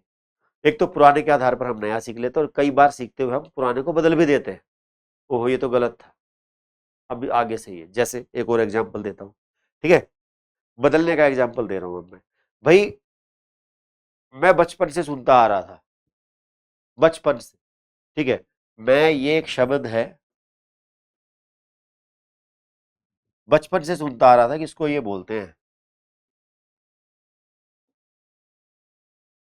शेड्यूल। ठीक है, शेड्यूल बोलते हैं। ठीक है, फिर मैं जब कॉलेज में मैं पढ़ाता था, मैंने 4 साल कॉलेज में पढ़ाया भाई एज एन असिस्टेंट प्रोफेसर। ठीक है, तो मैं तब भी यही समझता था लिटरली। ठीक है, तब मैं एक बार क्लास के सामने से गुजर रहा था, तो वहाँ पे जो इंग्लिश की मैडम थी, ठीक है, प्रीति शर्मा मैम। ठीक है, तो उनके मुंह से मैंने सुना, मतलब वो पढ़ा रही थी, बड़ी तेज आवाज थी उनकी। ठीक है, तो वो पढ़ा रही और फिर वो बोलती, this is schedule not schedule. ये क्या बोल रही है ना। उन्होंने क्या कहा, दिस इज स्केड्यूल, बोला भी बड़े स्टाइल से। ठीक है, वो कहते कि दिस इज स्केड्यूल। भाई ये जो लगा रहा हूं मैं, वो मात्रा नहीं है वो कि ये डे आधा हो जाता है इससे। ठीक है, स्केड्यूल। ठीक है, अरे स्केड्यूल होता है ये। फिर वो स्टाफ रूम में आते, तब मैंने कहा कि मैडम क्या कह रहे थे आप, क्या बता रहे थे। फिर कहते अच्छा आपने सुन लिया। मैं कहा हाँ सुन लिया, ये क्या झूठी झूठी बातें बता रहे हो। कहते नहीं सर, स्केड्यूल ही बोलते हैं, शेड्यूल नहीं बोलते हैं। फिर मैंने चेक भी किया, देखा तो अरे भाई इसकी तो मतलब ट्रांसक्रिप्शन जो है यही कह रही है कि भाई स्केड्यूल है ये। तो अब मैंने क्या किया, उस समय पर मैंने क्या किया, जो मेरा पुराना ज्ञान था ना कि इसको ये बोलते हैं, इसको हटा के ये बोलना शुरू किया स्केड्यूल। हाँ, अगर ये बोलना हो ना कि भाई एससी की फुल फॉर्म क्या है या एसटी की फुल फॉर्म क्या है, तो आज भी मुंह से शेड्यूल कास्ट या शेड्यूल ट्राइब ही निकलता है। शायद आपके साथ भी ऐसा होता हो। ठीक है, स्केड्यूल कास्ट या स्केड्यूल ट्राइब नहीं निकलता है। हाँ, किसी के टाइम का स्केड्यूल बताना हो कि हाँ क्या स्केड्यूल है, तब तब स्केड्यूल निकल जाता है, वो एक अलग चीज। ठीक है, लेकिन हाँ, यहाँ पर पुराने में नया ऐड नहीं किया है, पुराने को हटा के नया रखा गया। ठीक है, तो जब हम पुराने में नया ऐड करते हैं, पुराने में नया जोड़ते हैं, उसको बोलते हैं एसिमिलेशन। क्या बोलते हैं जी, एसिमिलेशन। यहाँ पे छोटा लिख रहा हूं, वहां पे बड़ा लिखा आएगा। और जब हम पुराने को बदलते हैं, इसको लिखते हैं जी अकोमोडेशन। अब जीन पियाजे भाई बड़े आदमी है, तो वो तो ऐसे बातें करेंगे, हम तो यही कहते हैं जी इसने पुराना पहले ये पता था, अब इसने सीख लिया। अब जीन पियाजे क्या कह रहे हैं, आज इसने एसिमिलेट किया, बड़े आदमी है ना। या इसने इस चीज को अकोमोडेट कर लिया, अकोमोडेट मतलब चेंज कर दिया, पुराने को बदल दिया। ठीक है, अब समझते हैं कि क्या था इनका कॉन्सेप्ट। मेंटल स्ट्रक्चर पता है आपको, स्कीमा पता है, और अब मैं हम बात करें थे किसकी, एसिमिलेशन। हिंदी में कहा जाता है आत्मसातकरण। ठीक है, आत्मसातकरण is nothing but adding, add करना, adding new knowledge to the older one. मतलब पुराने ज्ञान में नए ज्ञान को जोड़ना इज, ठीक है लिख देता हूं हिंदी में भी, पुराने ज्ञान में नए को जोड़ना।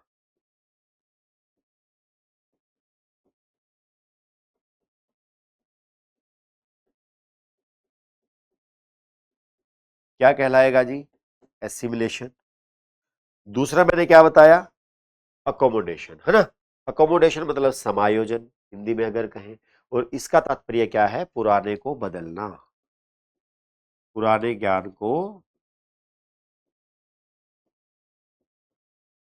बदलना। भाई कई बार हमें चीजों को बदलना भी पड़ता है, ऐसा नहीं है कि भाई नया ही जोड़ते रहेंगे जोड़ते रहेंगे अरे जो पुराना कई बार गलत भी जुड़ जाता है, उसको चेंज भी तो करना पड़ेगा, उसका एक अलग प्रोसेस का नाम दे दिया, क्या, अकोमोडेशन। ठीक है, या इंग्लिश में इसके लिए शब्द आ जाते हैं भाई, मॉडिफाई करना, है ना, पुराने को मॉडिफाई कर दिया, ट्रांसफॉर्म करना, है ना, पुराने को हमने ट्रांसफॉर्म कर दिया, मतलब चेंज कर दिया, कुछ इस तरीके से ये शब्द आ सकते हैं। यहां तक बात सही है। अब मैं एक सिंपल सी आपके लिए एक बात लिखूं, एक छोटी सी बात लिखूं, आप बताना कि मेरी ये बात सही है या गलत है। मैं यहां पर एक चीज लिख देता हूं कि लर्निंग मतलब अधिगम या सीखना इज इक्वल टू एसिमिलेशन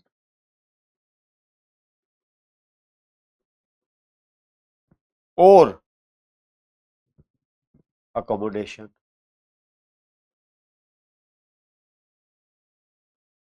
आप मुझे ये बताना कि ये जो मैंने एक इक्वेशन लिखी है, क्या ये सही है? मतलब हम जो भी कुछ सीखते हैं, जो भी हमारा अधिगम होता है, जो भी हमारी लर्निंग होती है, वो या तो एसिमिलेशन होती है या फिर अकोमोडेशन होती है। क्या ये बात सही है? लॉजिकली साउंड कर रही है आपको? सही तो है। कैसे? क्योंकि भाई अभी आप अपने से हिसाब लगाओ, या तो आप पुराने में नया जोड़ रहे होगे। अच्छा, जीन पे आ जाएगा, मुझे ये तो पता था, ये नहीं पता था, चलो इसको भी जोड़ लिया। या फिर आप ये कर रहे होगे कि भाई जो पुराना, अच्छा मुझे तो ये गलत पता था, अच्छा ऐसे है क्या, जैसे मैंने स्केड्यूल कर दिया था। या ये कर रहे हो, इससे अलग बताओ क्या होती है लर्निंग। लर्निंग वो मत बोलना change in behaviour due to this this this, मुझे पता है, ठीक है, वो डेफिनेशन नहीं, मैं एक सिंपल लेमन की बात कर रहा हूँ। ठीक है, कि भाई क्या होता है, या तो हम कुछ नया सीखते हैं या पुराने को बदलते हैं। सिंपल सी बात है, यही तो लर्निंग है। हालांकि पुराने को बदलना भी कुछ नया सीखना है, एग्रीड, लेकिन उन्होंने एक अलग टर्म दे दी है, मैं इसलिए उसको कह रहा हूँ। ठीक है, तो अब सिंपल सी बात है, अब उन्होंने ही, जीन पियाजे ने ही इन दोनों को एक नाम दे दिया। क्या? एसिमिलेशन और अकोमोडेशन, ये दोनों मिलकर एक टर्म बनाते हैं जिसको कहा गया अडेप्टेशन। कि भाई अडेप्ट करना, अनुकूलन करना, सिचुएशन के हिसाब से अपने आप को अडेप्ट कर लेना। अडेप्ट कर लेना मतलब अपने आप को ढाल लेना। अब ढालने के लिए हमें क्या करना पड़ेगा, हमें या तो एसिमुलेट करना पड़ेगा पुराने ज्ञान के आधार पर, या हमें अकोमोडेट करना पड़ेगा, पुराने ज्ञान को बदलना पड़ेगा। ठीक है, तो यहीं पर एक और टर्म आती है जो जीन पियाजे ने दी, वो थी क्या? अडेप्टेशन। और अडेप्टेशन क्या होती है? अडेप्टेशन कुछ नहीं होती, अडेप्टेशन होती है एसिमिलेशन एंड, मतलब इसके अंतर्गत ये दोनों आ जाते हैं, एसिमिलेट करेगा या अकोमोडेट करेगा। बालक अडेप्टेशन कर रहा है अकॉर्डिंग टू जीन पियाजे, भाई जैसे चाहे जो मर्जी करे, पर वो अडेप्टेशन जरूर कर रहा है। भाई अपने इन्वायरमेंट के अनुसार अपने आप को बदल रहा है, चाहे एसिमिलेट करके बदले, चाहे अकोमोडेट करके बदले, मतलब चाहे आत्मसातकरण करे या समायोजन करे, वो अपने इन्वायरमेंट के अकॉर्डिंग अनुकूलन कर रहा है। यहां तक बात आ रही है समझ में? इनके ऊपर बहुत प्रश्न बनते हैं, सिमुलेशन अकोमोडेशन बड़ा फेवरेट है ये एग्जामिनर का, पहले बता रहा हूं।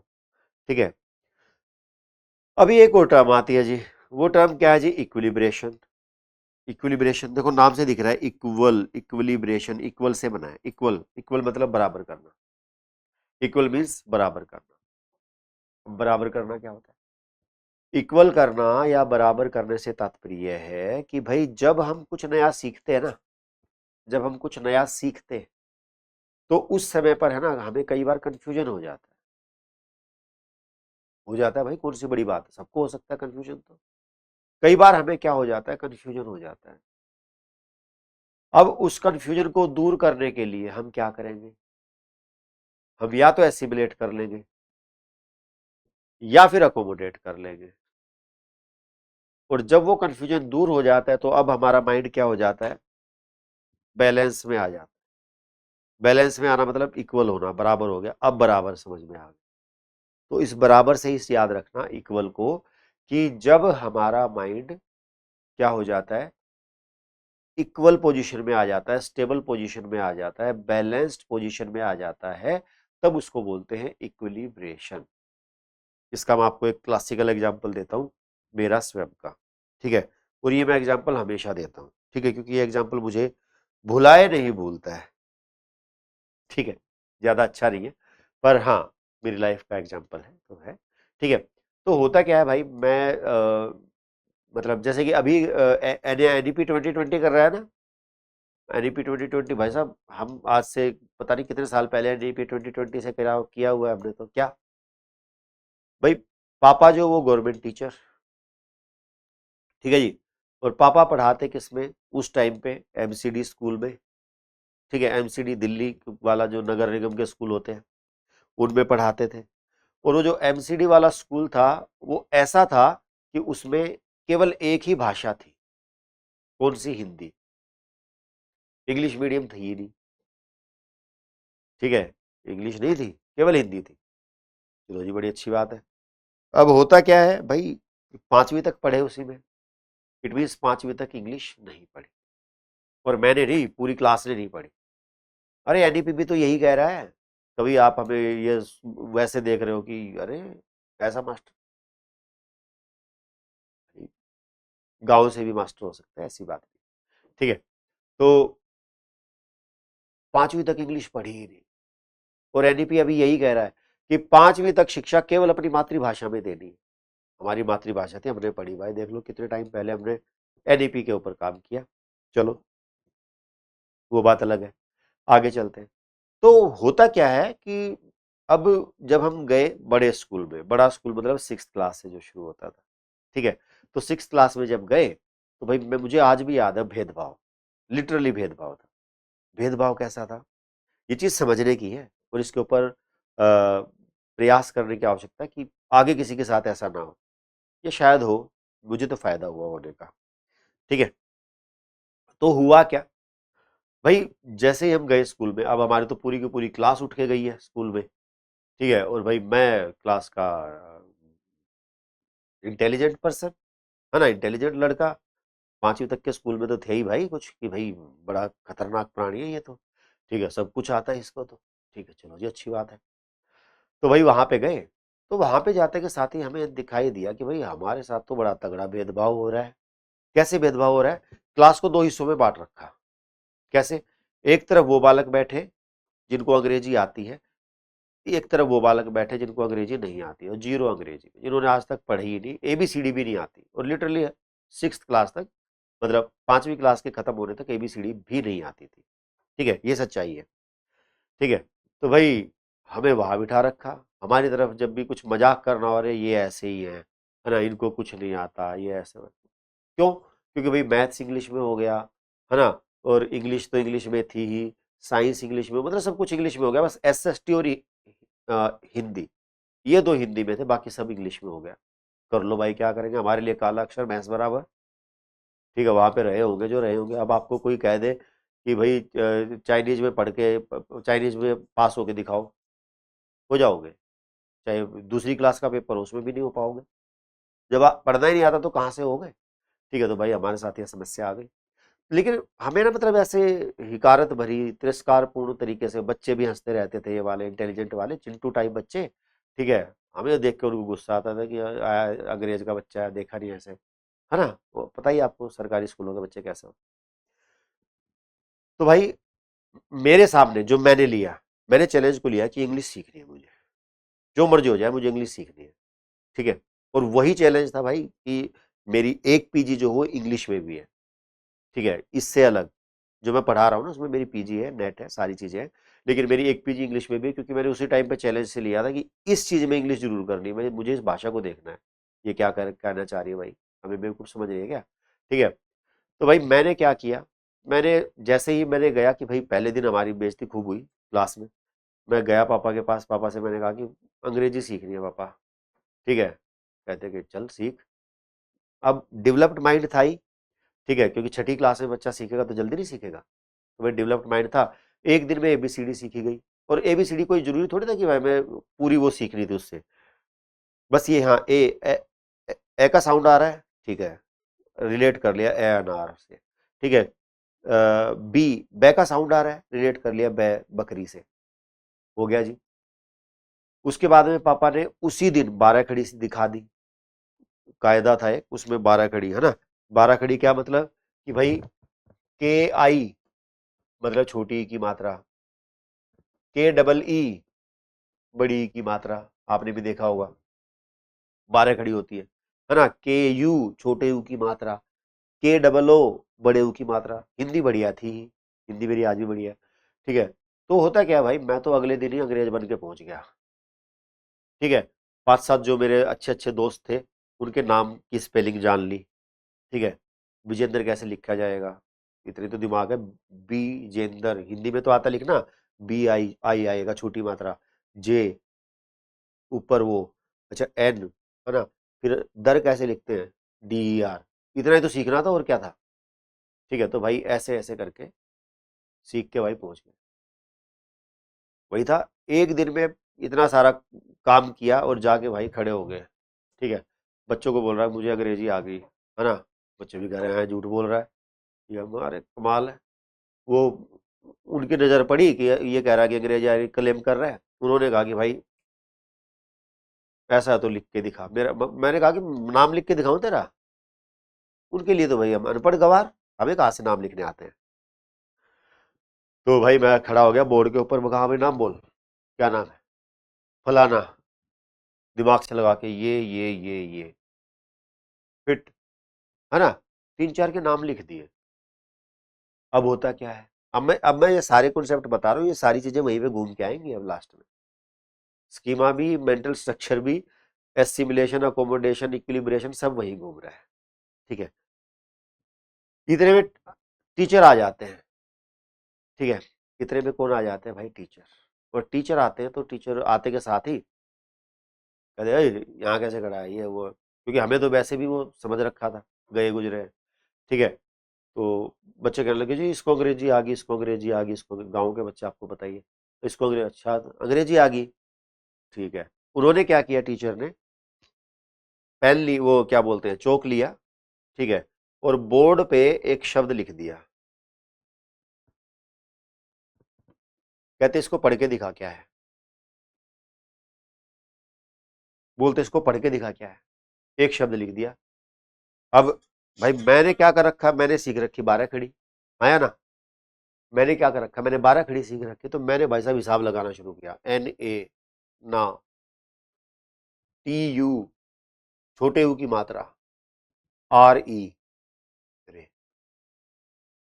मैंने भाई साहब पूरे कॉन्फिडेंस के साथ में बोला ना टू रे।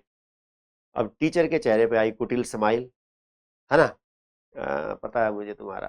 ठीक है, और जो इधर जो भाई साहब बैठे थे वो तो हंस हंस के लोटपोट हो रहे, क्योंकि 6th क्लास के बच्चे को इतना तो पता ही हो जाता है, दिस इज नेचर, है ना। फिर उन्होंने थोड़ी सी और बेइज्जती करी मेरी, बैठ जा चुप हो जा, पर मुझे पता है जितना अंग्रेज है। ठीक है, हाँ पता है। और जो मेरे जो साथी थे इस तरफ वाले, वो सारे बेचारों का दिल टूट गया। हमारा एक ही तो अंग्रेज था, वही खत्म, शुरू होने से पहले खत्म हो गया। तो अब मेरे दिमाग में क्या आ गया, अब मेरे दिमाग में जो आया ना वो समझने की बात है। मेरे दिमाग में आ गया डिसइक्विलिब्रेशन। मेरे दिमाग में आया भाई डिसइक्विलिब्रेशन। डिसइक्विलिब्रेशन मतलब, डिसइक्विलिब्रेशन का मतलब असाम्य धारण। अब यहां से समझना शुरू करते हैं। मेरे दिमाग में आया असाम्य धारण। कैसे आया? अरे भाई, जो मैं घर पे सीख के आया हूं 12 खड़ी, उसके हिसाब से मैं 200% सही कह रहा हूं। ऐसा कैसे हो सकता है?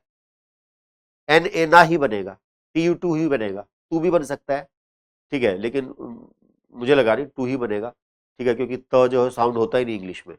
ठीक है, रे ही बनेगा, आरी। ठीक है, ये कैसे कह रहे हो? या तो मास्टर गलत है, या वो कायदा गलत है, जो 12 खड़ी वाला है। मैं तो गलत हूं नहीं।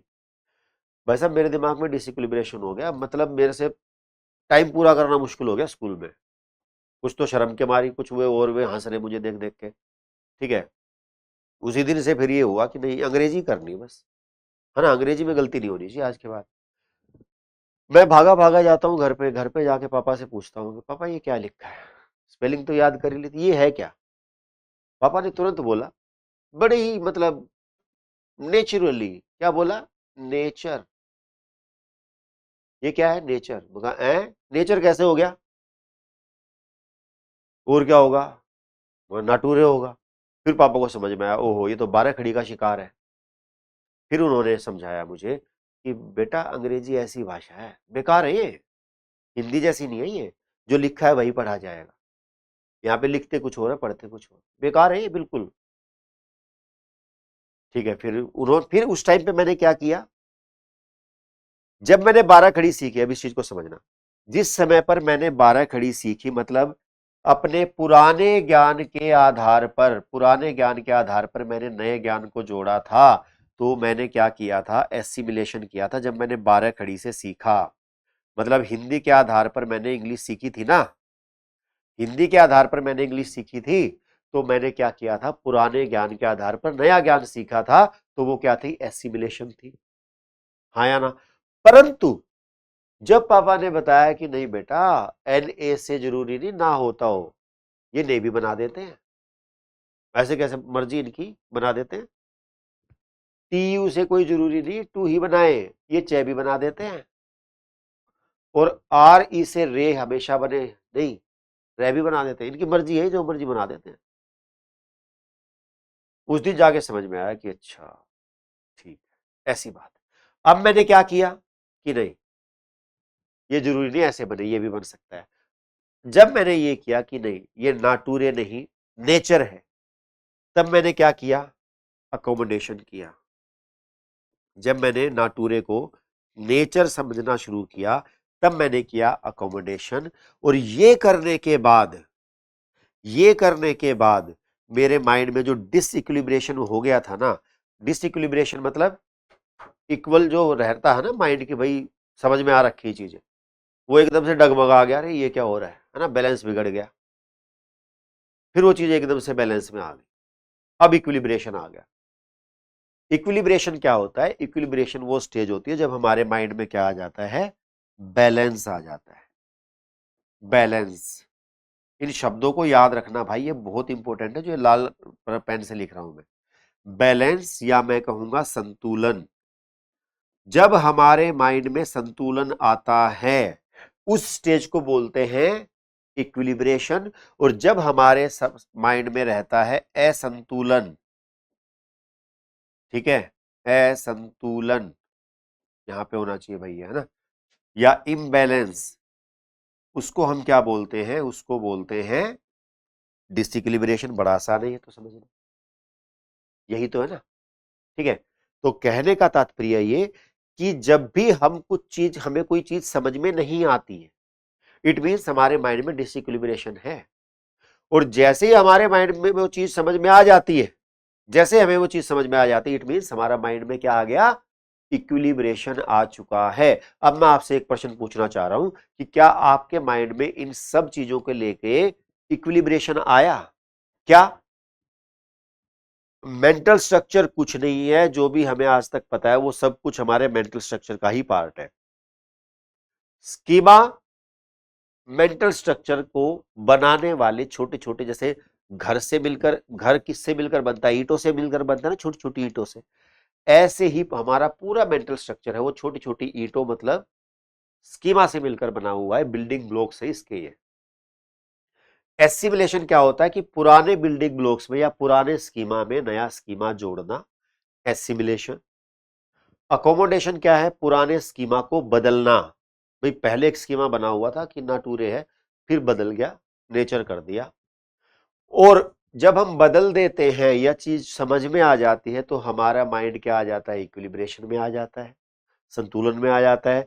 जब तक हमें कोई चीज समझ में नहीं आती है तब तक वो डिसइक्विलिब्रेशन या असाम्य धारण या असंतुलन या इम्बैलेंस में रहती है। यहां तक बात समझ में आ रही है या नहीं आ रही? और हमारा सीखना एज पर जीन पियाजे, चाहे हम एसिमिलेशन से कर रहे हो चाहे एकोमोडेशन से, दोनों को मिलाकर अडेप्टेशन बोला जाता है। ठीक है, अब इन चीजों को लेके आपके माइंड में अगर इक्विलिब्रेशन आ चुका है तो लास्ट चीज बताता हूं, उसके बाद में फिर हम प्रश्न करेंगे धड़ाधड़ से। ठीक है, लास्ट चीज मैं ये बताना चाहता हूं कि जीन पियाजे ने एक और शब्द दिया और वो दिया ऑर्गेनाइजेशन। ऑर्गेनाइजेशन, ठीक है, ऑर्गेनाइजेशन या हिंदी में बोलेंगे इसको व्यवस्थीकरण। व्यवस्थीकरण, हम चीजों को व्यवस्थित करते हैं। व्यवस्थित मतलब क्या, जब हमारे स्कीमा बनते हैं ना, जब हमारे स्कीमा बनते हैं, मान लो अभी जब मैंने इसको पढ़ा तो मैंने इसको रिलेट किया कि अरे मेरे साथ भी तो ऐसा हो रखा है नेचर नटूरे वाला, तो मैंने उसको उसके साथ रिलेट कर दिया, व्यवस्थित कर दिया, हाँ या ना? आपके साथ भी ऐसा कोई एक्सपीरियंस हुआ होगा तो आप उसके साथ रिलेट करेंगे। ठीक है, जो एक जैसे कॉन्सेप्ट होंगे हम उनको एक जगह पे रखेंगे, जो अलग अलग होंगे उनको अलग जगह पे रखेंगे, जो अपोजिट होंगे उनको अपोजिट जगह पे। माइंड के अंदर की बात चल रही है। तो जैसे हम अपने कपड़ों की व्यवस्था करते हैं, अपने घर की व्यवस्था करते हैं, सामान की व्यवस्था करते हैं, उसी तरीके से हम अपने ब्रेन में भी, अपने मेंटल स्ट्रक्चर में भी स्कीमा की व्यवस्था करते हैं। इसी को हम क्या बोलते हैं, व्यवस्थीकरण या ऑर्गेनाइजेशन, और इसको लिए जो शब्द प्रयोग होते हैं वो होते हैं अरेंजिंग, अरेंज करना, अरेंज एंड रीअरेंज। भाई हम एक बार अरेंज करते हैं, ठीक है, मतलब उनको लगाते हैं हिसाब से, फिर हमें लगता है नहीं नहीं नहीं ये तो इससे रिलेटेड है, फिर हम रीअरेंज कर देते हैं, फिर लगता है नहीं नहीं ये तो इसके साथ में ये भी ऐड हो सकता है, फिर से रीअरेंज कर सकते हैं। ठीक है, तो ऐसे ही हम अरेंजिंग रीअरेंजिंग करते रहते हैं, ऑर्गेनाइज करते रहते हैं अपने माइंड को, अपने मेंटल स्ट्रक्चर को, और हम सीखते जाते हैं। सिंपल सी बात है। ये सारे अगर पॉइंट्स जो हैं आपको क्लियर हैं, तो अब हम चलते हैं भाई प्रश्नों के ऊपर, बढ़िया बढ़िया से प्रश्न करेंगे इन्हीं से रिलेटेड। ठीक है, चलो शुरुआत करें, करते हैं। पियाजे के अनुसार कौन सा संप्रत्यय कार्य रूप सूचना को संगठित और प्रतिपादित करता है? अकॉर्डिंग टू जीन पियाजे, dash is a concept oblique framework that organises and interprets information. भाई इनमें से कौन सी चीज ऐसी है जो नॉलेज को या इंफॉर्मेशन को इंटरप्रेट करती है? जीन पियाजे के अकॉर्डिंग क्या आएगा? स्कीमा। हाँ या ना? अभी हमने स्कीमा के बारे में पढ़ा। देखो, एडवांस ऑर्गेनाइजर मैंने नहीं कहा, सेंसरी रजिस्टर मैंने नहीं कहा, एक्सपोजिटरी मॉडल मैंने नहीं कहा, हमने क्या पढ़ा? स्कीमा। ये सारी चीजें पढ़ेंगे जैसे जैसे साइकोलॉजी करेंगे तब, ठीक है। लेकिन फिलहाल आप ये समझेंगे कि स्कीमा के बारे में बात की है जीन पियाजे ने। Answer will be option number B. ठीक है, जीन पियाजे आ गया तो स्कीमा आएगा। डन। चलो आगे आते हैं। अकॉर्डिंग टू जीन पियाजे, human baby is born with some instincts and reflexes. भाई जब हम पैदा होते हैं ना, तब भी हमारे अंदर कुछ रिफ्लेक्सेस होते हैं। जैसे बच्चा पैदा हुआ है ना, आप उसके मुंह में ना ये छोटी वाली उंगली ऐसे ऐसे डाल देना, तुरंत चूसना शुरू कर देगा। डॉक्टर ने सिखाया उसको? नहीं। मम्मा ने सिखाया? नहीं। अभी तो पैदा हुआ है, सीखा कहां से? रिफ्लेक्सेस है, रिफ्लेक्सेस है ये, अपने आप ही सर्वाइवल के लिए जरूरी है ना। बच्चा अभी पैदा हुआ है, अंदर तो भाई वो बढ़िया अपना ऑक्सीजनेटेड ब्लड ले रहा था, उसको जरूरत ही नहीं थी वो करने की, सांस लेने की, है ना। जो फेफड़े थे वो भी छोटे छोटे थे, लेकिन जैसे ही आता है बाहर उसको लगता है ये तो सांस ही नहीं आ रहा। रिफ्लेक्सेस है, अपने आप से सांस लेगा तेज से, और उस चक्कर में रोएगा। बच्चा इसीलिए रोता है, और जैसे उसके उसमें फेफड़ों में हवा जाएगी एकदम से फूल जाएंगे वो। जब माँ के गर्भ में होते हैं ना, फेफड़े छोटे होते हैं जैसे गुब्बारा होता है, लेकिन जैसे उसके अंदर हवा जाती है, रोता है बच्चा, तो एकदम से फूल जाते हैं। ये रिफ्लेक्सेस है ना। और ये जो रिफ्लेक्सेस है, ये भी हमारे माइंड में इमेजेस ही हैं, या हमारे माइंड में बिल्डिंग ब्लॉक्स के रूप में ही है, और ये भी क्या है? स्कीमा ही है, क्योंकि नाम आ गया जीन पियाजे, तो हम क्या कहेंगे? स्कीमा। अकोमोडेशन तो है नहीं, अकोमोडेशन तो पुराने को बदलते हैं, और ये कह रहा है ह्यूमन बेबी इज बोर्न, तो पुराना कुछ है ही नहीं जो बदलेगा। ठीक है, दैट्स वाई आंसर क्या होगा? Again schema. ठीक है, उसके बाद जीन पियाजे, अच्छा सॉरी, अकॉर्डिंग टू जीन पियाजे, बेसिक बिल्डिंग ब्लॉक्स, क्या बताया मैंने अभी? Basic building blocks.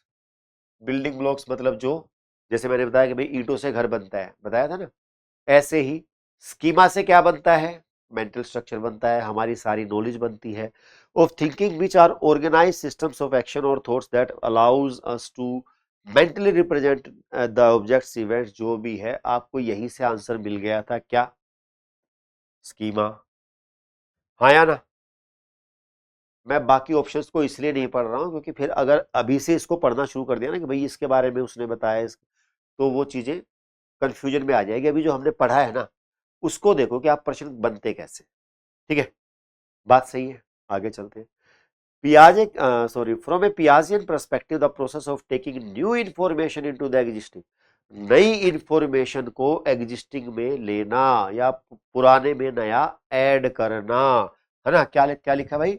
New information into the existing body of knowledge, क्या कहलाएगा? पुराने में नया जोड़ना, हिंदी के आधार पर इंग्लिश सीखना।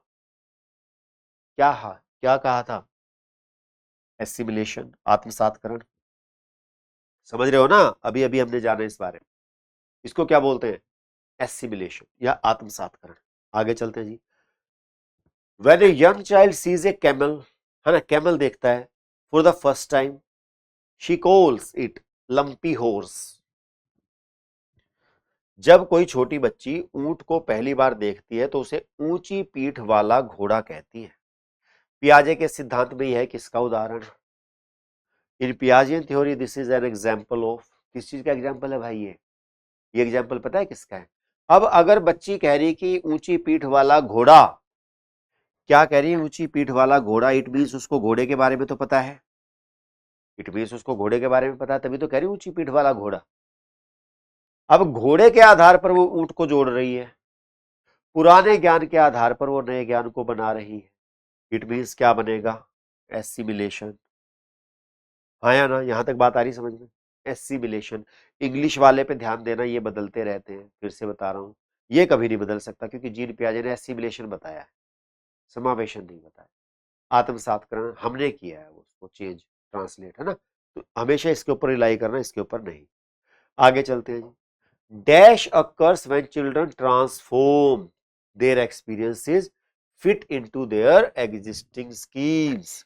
भाई अपने जो अभी के जो स्कीम्स है ना, अभी के जो स्कीमा की मतलब प्लूरल फॉर्म जो है वो स्कीम्स, है ना? तो भाई अपने एग्जिस्टिंग स्कीम्स में, जो अपने एग्जिस्टिंग स्कीमास हैं उसके अंदर फिट करना, मतलब पुराने में नया जोड़ना, क्या कहलाएगा? एसिमिलेशन। हाँ या ना? है ना? अपने अनुभवों को वर्तमान स्कीमा में समाहित करना, बदलना नहीं है ये बदलना नहीं है। जब तक बदलना ना आए तब तक अकोमोडेशन मत करना, ठीक है? आगे चलते हैं। A child made a mental note that all creatures have the wings, है ना? उसको ये पता भाई सारे जितने भी क्रिएचर्स हैं that have wings and can fly are called birds, है ना? भाई जिनके पंख होते हैं और उड़ सकते हैं, जितने भी क्रिएचर्स हैं, जितने भी जीव हैं, अगर उनके पंख हो और वो उड़ सकते हो तो वो क्या है? बर्ड्स है, वो पक्षी कहलाते हैं। अब उसके माइंड में ये कॉन्सेप्ट है, पुराना ज्ञान उसके पास है, समझ के चलना, पुराना ज्ञान उसके पास है। अब later she saw a bat, अब उसने एक बैट को देखा, बैट मतलब चमगादड़, है ना? चमगादड़ को देखा in a picture book and identifies it as a bird. उसने क्या कहा? ये तो भाई बर्ड है, पक्षी है, इंस्टेड ऑफ मैमल, जो कि मैमल होता है वैसे तो, पर भाई वो किसी तरीके से उड़ पाता है, ठीक है? द प्रोसेस ऑफ नॉलेज, भाई उसने पुराने ज्ञान के आधार पर नया ज्ञान जोड़ा है ना, समझो। उसको ऑलरेडी पता था कि जिसके पंख होते हैं, जो उड़ सकता है, वो क्या कहलाता है? बर्ड कहलाता है। उसी पुराने ज्ञान के आधार पर ही जब उसने मैमल उसको देखा, बैट को देखा, तो उसने मैमल की जगह उसको बर्ड ही बोल दिया। तो पुराने ज्ञान के आधार पर नए का निर्माण किया, तो क्या कहलाएगा?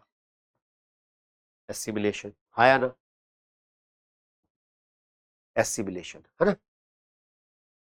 चलो जी, अगेन देखो, ये अलग अलग उसमें आए हुए, इसीलिए आपको ये लग रहा है कि अच्छा इसकी लैंग्वेज चेंज होगी, नहीं, लैंग्वेज अलग। भाई सीइंग ए हॉर्स, एक घोड़े को देख के 3 year old चाइल्ड एक्सक्लेम, चिल्लाता, wow such a big dog, इतना बड़ा कुत्ता।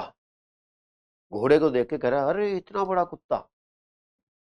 अगेन घोड़े कुत्ते का तो उसका इसका मतलब पता है, घोड़े का नहीं पता है। तो पुराने ज्ञान के आधार पर वो नए ज्ञान का निर्माण कर रहा है। जैसे मुझे पता था कि TU से 2 बनता है, पर ये तो नहीं पता था ना कि भाई नाटूरे बन जाएगा, है ना? पुराने ज्ञान के आधार पर ही तो मैंने नाटूरे बना दिया। अकोमोडेशन से सही हो, एसिमिलेशन से सही नहीं हुआ। एसिमिलेशन से उनके नाम सही हो रहे थे दोस्तों के, ठीक है? क्योंकि नाम में इतनी स्पेलिंग का कोई मारा मारी थोड़ी है। उसमें हम तो नाम की स्पेलिंग भी हिंदी के हिसाब से बनाते हैं, नहीं। अभी अंग्रेज तो लिखते हैं थॉमस, हमारी तरफ से तो बोलते हैं टॉमस, कर लो क्या करोगे उनका, नहीं है, इनका कुछ ऐसा ही सिस्टम है, ठीक है? तो भाई एज पर जीन पियाजे theory of cognitive development, response of child किसका? भाई पुराने के आधार पर नए को सीख रहा है या रिलेट कर रहा है। आंसर क्या होगा? Assimilation, option number A. Done. In Jean Piaget's theory, creation of a new scheme on account of inability to understand the environment with the existing schema is known as, अरे भाई यहां पे देखो चीज बदल गई। क्या? जीन पियाजे के सिद्धांत में वर्तमान स्कीमा द्वारा परिवेश को समझ पाने की असमर्थता, समझ नहीं आया ये नाटूरे कैसे बन गया, नाटूरे का नेचर कैसे कह रहे हैं? के कारण एक नए स्कीमा की रचना, एक नया स्कीमा बनाया। ओहो, इसको तो नेचर भी बोल देते हैं। अब क्या कहलाएगी जी? अब कहलाएगी अकोमोडेशन, हाँ या ना? अब अकोमोडेशन कहलाएगी। नया स्कीमा बनाना पड़ेगा जी। पुराने में अब ऐड नहीं कर रहा, पुराने में ऐड होता तो फिर बात ही कुछ नहीं थी, है ना? फिर शायद अब में इंग्लिश नहीं होती। ठीक है, चलो जी आगे चलते हैं। अकोमोडेशन अकर्स, भाई कब होती है अकोमोडेशन? समायोजन कब होता है? Children transform their experience to fit into existing schema. भाई अपने एग्जिस्टिंग स्कीमा में फिट करना, तो ये तो एसिमिलेशन है, ये तो गलत हो गया। एग्जिस्टिंग में करना गलत हो गया। Children modify their schema to make sense of new experience, है ना? जब हम मॉडिफाई करते हैं, क्या है? बच्चे अपने वर्तमान स्कीमाओं में परिवर्तन करके, उनको चेंज करके नए अनुभवों के अभिप्राय को समझते हैं। आंसर ये सही होगा। देख लेते हैं। Children break down their schema into disconnected chunks. ऐसी तो कोई बात ही नहीं कि भाई तोड़ देते हैं स्कीमा को, नहीं। The children focuses on abstract things rather than concrete. ऐसे भी कोई बात नहीं कि एब्स्ट्रैक्ट पे करेंगे, कॉन्क्रीट पे नहीं करेंगे, ऐसी तो कोई बात ही नहीं कर रहे हैं हम। आंसर फिलहाल क्या बनेगा? Option number B. ठीक है, चलो जी। Sita's ability to modify her actions of riding a scooter, modify कर रही है riding a scooter based on her experience of riding a bicycle, would be an example of. Sita का साइकिल चलाने के पूर्व अनुभव के आधार पर, पूर्व अनुभव के आधार पर स्कूटर चलाने के तरीकों में बदलाव करना क्या कहलाएगा? ये कहलाएगा अकोमोडेशन, क्योंकि आप बदल रहे हैं, आप पुराने में ऐड नहीं कर रहे हैं, आप बदलाव कर रहे हैं। बदलाव मतलब चेंज कर दिया आपने, मॉडिफाई कर दिया। यहां पर समायोजन होगा, नोट एसिमिलेशन। अगर ये कहते ना कि पूर्व अनुभव के आधार पर स्कूटर चला रही है, तो एसिमिलेशन था। लेकिन उसमें बदलाव कर रही है, इसका मतलब कुछ उसकी जगह पे कुछ और कर रही है। बदलाव तो तभी होगा ना, तो एक की जगह पे दूसरा होगा नहीं, तब क्या हो जाएगा? अकोमोडेशन। अंतर को समझो। In Piagetian theory the process in which a child transforms and modifies, है ना? ट्रांसफॉर्म कर रहा है, मॉडिफाई कर रहा है her schema to make sense of new experience. नया एक्सपीरियंस के लिए कुछ नया कर रहा है, कुछ अलग कर रहा है। अलग कर रहा है तो अकोमोडेशन, उसी को एक्सटेंड कर रहा है तो एसिमिलेशन। फॉर एग्जाम्पल, भाई कोई घर बना रहा है, आपने एक मंजिल घर बना लिया, फिर आपको लगा कि अरे ये तो कम लग रहा है। अब आपके सामने दो चॉइस है। क्या? एक तो ये चॉइस कि आप भाई साइड वाला जो एक प्लॉट खाली है वो ले लो और उसके ऊपर बना दो। एक चॉइस ये है कि जो ऑलरेडी आपका बना हुआ है एक मंजिल, उसी के ऊपर बना दो। यदि आप उसी के ऊपर बना रहे हो, उसी के ऊपर एसिमिलेशन। नया लेके उसको बनाया, अकोमोडेशन। नहीं, यही है, बस इतना ही सोचना है। ठीक है, तो भाई न्यू एक्सपीरियंस, नया बना दिया ना, नया प्लॉट ले लिया, ये लो जी अकोमोडेशन। इतना आसान है, कंफ्यूजन नहीं आएगा इनमें, कभी भी नहीं आ सकता, हो ही नहीं सकता। इनमें कंफ्यूजन नहीं होना चाहिए, कभी भी नहीं होना चाहिए।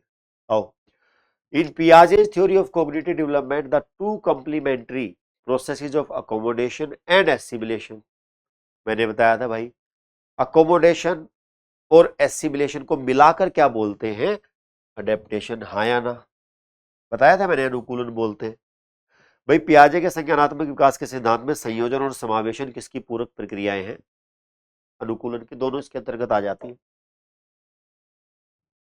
According to Jean Piaget, the process of developmental change takes place through which of the following specific cognitive function, भाई किसके द्वारा हमारे अंदर चेंजेज आते हैं जीन पियाजे के अनुसार?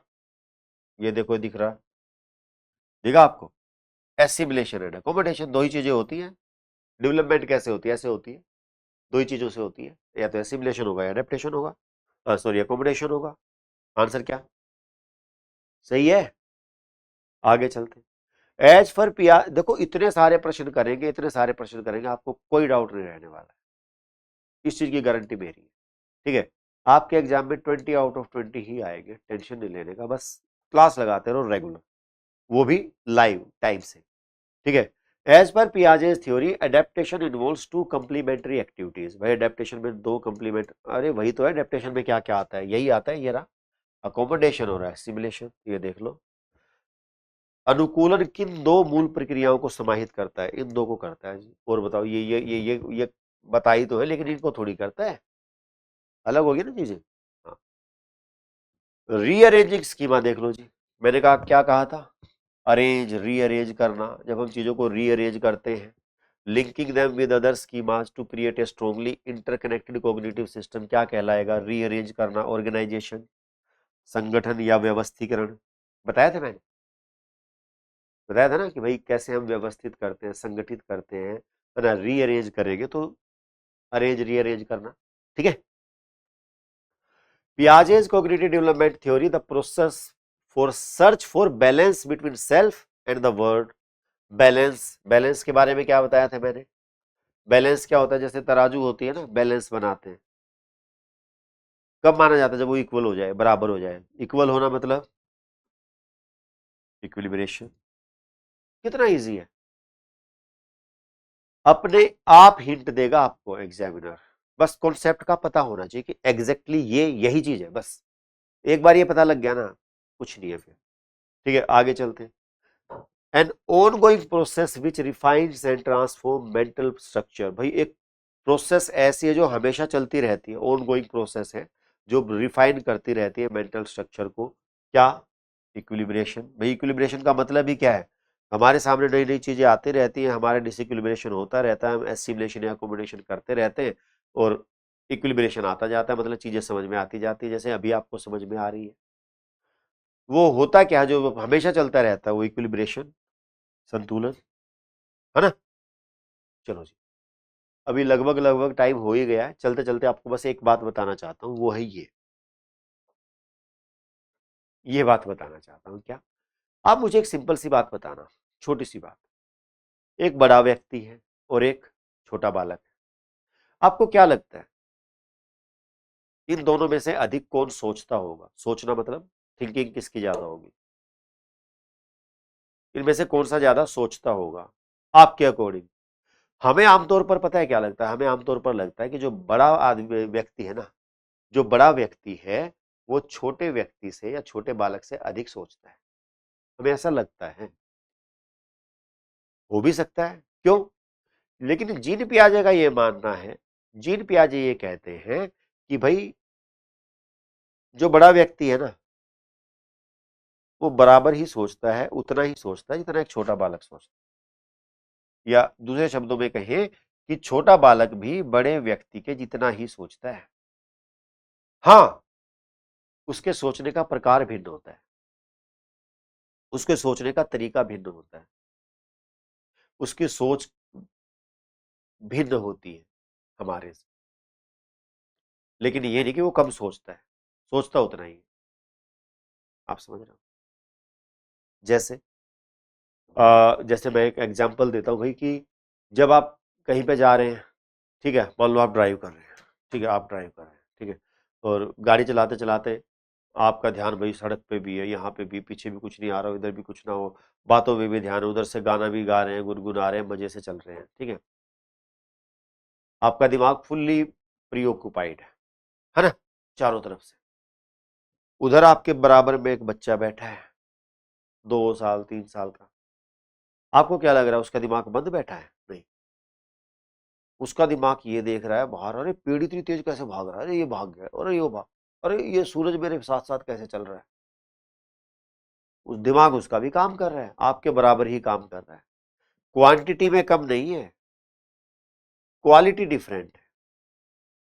क्वांटिटी सेम है, सोचने की जो क्वांटिटी है ना, मात्रा है, वो समान है, क्वालिटी डिफरेंट है, वो कुछ और सोच रहा है उसी समय पे, आप कुछ और सोच रहे हो, बस इतना अंतर है, अकॉर्डिंग टू जीन पियाजे। मैं नहीं कह रहा ये बात किसने कही, भाई जीन पियाजे ने कही है। क्या कहा है, एक सेकंड रुकेंगे, ये, अरे उल्टा क्यों चल रहा है भाई तू, देखो कहाँ चला गया है, एक सेकंड, अच्छा अच्छा अच्छा, हाँ ठीक है। तो भाई क्वांटिटेटिवली सेम है, क्वालिटेटिवली डिफरेंट है, मतलब सोचने का प्रकार भिन्न है, मात्रा भिन्न नहीं। ठीक है, चलो इसके ऊपर एक प्रश्न कर लेते हैं। जीन पियाजे propose that children thinking is dash that of adults. Jean पियाजे ने प्रतिपादित किया कि बच्चों के सोचने की प्रक्रिया वयस्कों से भिन्न नहीं है, गुणात्मक रूप से भिन्न है, मात्रात्मक रूप से भिन्न है, काफी मिलती जुलती है। बताओ जी, नोट डिफरेंट मतलब डिफरेंट है ही नहीं अडल्ट से, क्वालिटेटिवली डिफरेंट है, क्वांटिटेटिवली डिफरेंट है, या क्वाइट सिमिलर है। तो अभी मैंने क्या बताया, क्वांटिटेटिवली तो सेम है, सोचने की मात्रा तो सेम है, परंतु क्वालिटी डिफरेंट है। आंसर क्या बनेगा, ऑप्शन नंबर बी। क्वालिटी क्या है, डिफरेंट है, क्वालिटेटिवली डिफरेंट। ठीक है जी, तो होपफुली आपको समझ में आया होगा। आज हमने कॉन्सेप्ट्स की बात की जीन पियाजे के। नेक्स्ट क्लास में हम बात करेंगे जीन पियाजे की थ्योरी के बारे में, थ्योरी ऑफ कॉग्निटिव डेवलपमेंट। बहुत अच्छी थ्योरी है। ठीक है, दिखा देता हूँ, इसके 4 स्टेजेज है भाई, ये रही, आपको पता ही होगा। संज्ञानात्मक विकास का सिद्धांत 4 स्टेजेज है, कौन सी, sensory motor stage, pre operational stage, concrete operational stage और फॉर्मल ऑपरेशनल स्टेज। और मेरा ये मानना है कि यदि आप जब भी क्लास होगी, परसों आई थिंक मंडे को जो क्लास होगी, उसके अंदर आपको क्या करना है, क्लास में टाइम से आना है। क्योंकि अगर आप टाइम से आते हैं तो ये जो अभी यहाँ पे लिखा हुआ है ना, इस लिखे हुए ही में मैं आपको एक ऐसी बात बताऊंगा कि आपको ये पूरी थ्योरी, अभी तक तो आपको जीन पियाजे समझ में आया, अगर आपने शुरुआत की 5 मिनट की क्लास भी देख ली, आपको ये पूरी की पूरी थ्योरी का कॉन्सेप्ट समझ में आ जाएगा। और एक बार कॉन्सेप्ट समझ में आ जाए ना, फिर तो बाकी सब कहानियां ही होती है। मेरा तो ये मानना है, जीवन में कॉन्सेप्ट समझ में आने के बाद में बाकी सब कहानियां हैं। ठीक है, तो भाई मुद्दे की बात यह है कि आप टाइम से आना है आपको, है ना, मंडे को क्लास में। ठीक है, ठीक 6 बजे। ठीक है, और उस समय पर हम अपनी क्लास करेंगे, बढ़िया से देखेंगे, समझेंगे। शुरुआत की 5 मिनट जो होगी वो मेन रहेगी, मैं आपको ये बता रहा हूँ। ठीक है, तो चलिए भाई, आज के लिए इतना ही। होपफुली आपको काफी चीजें सीखने को मिली होंगी, जानने को मिला होगा जीन पियाजे के बारे में, क्या उनकी सोच थी, क्या उनके अंदर कमियां रह गई उनकी सोच में, समाज वाली बात याद है ना। ठीक है, आफ्टर दैट क्या क्या उन्होंने अलग अलग कॉन्सेप्ट्स दिए, मेंटल स्ट्रक्चर बताया, स्कीमा बताया, एसिमिलेशन बताया, अकोमोडेशन, अडेप्टेशन, इक्विलिब्रेशन, डिसइक्विलिब्रेशन, ऑर्गेनाइजेशन, याद है ना सब कुछ। ठीक है, तो ये सारी चीजें हमें समझनी थी आज, जो कि हमने समझी अच्छे से, बढ़िया से। ठीक है, तो मिलेंगे जल्दी ही अगली कक्षा में, तब तक के लिए thank you so much, have a nice day and bye.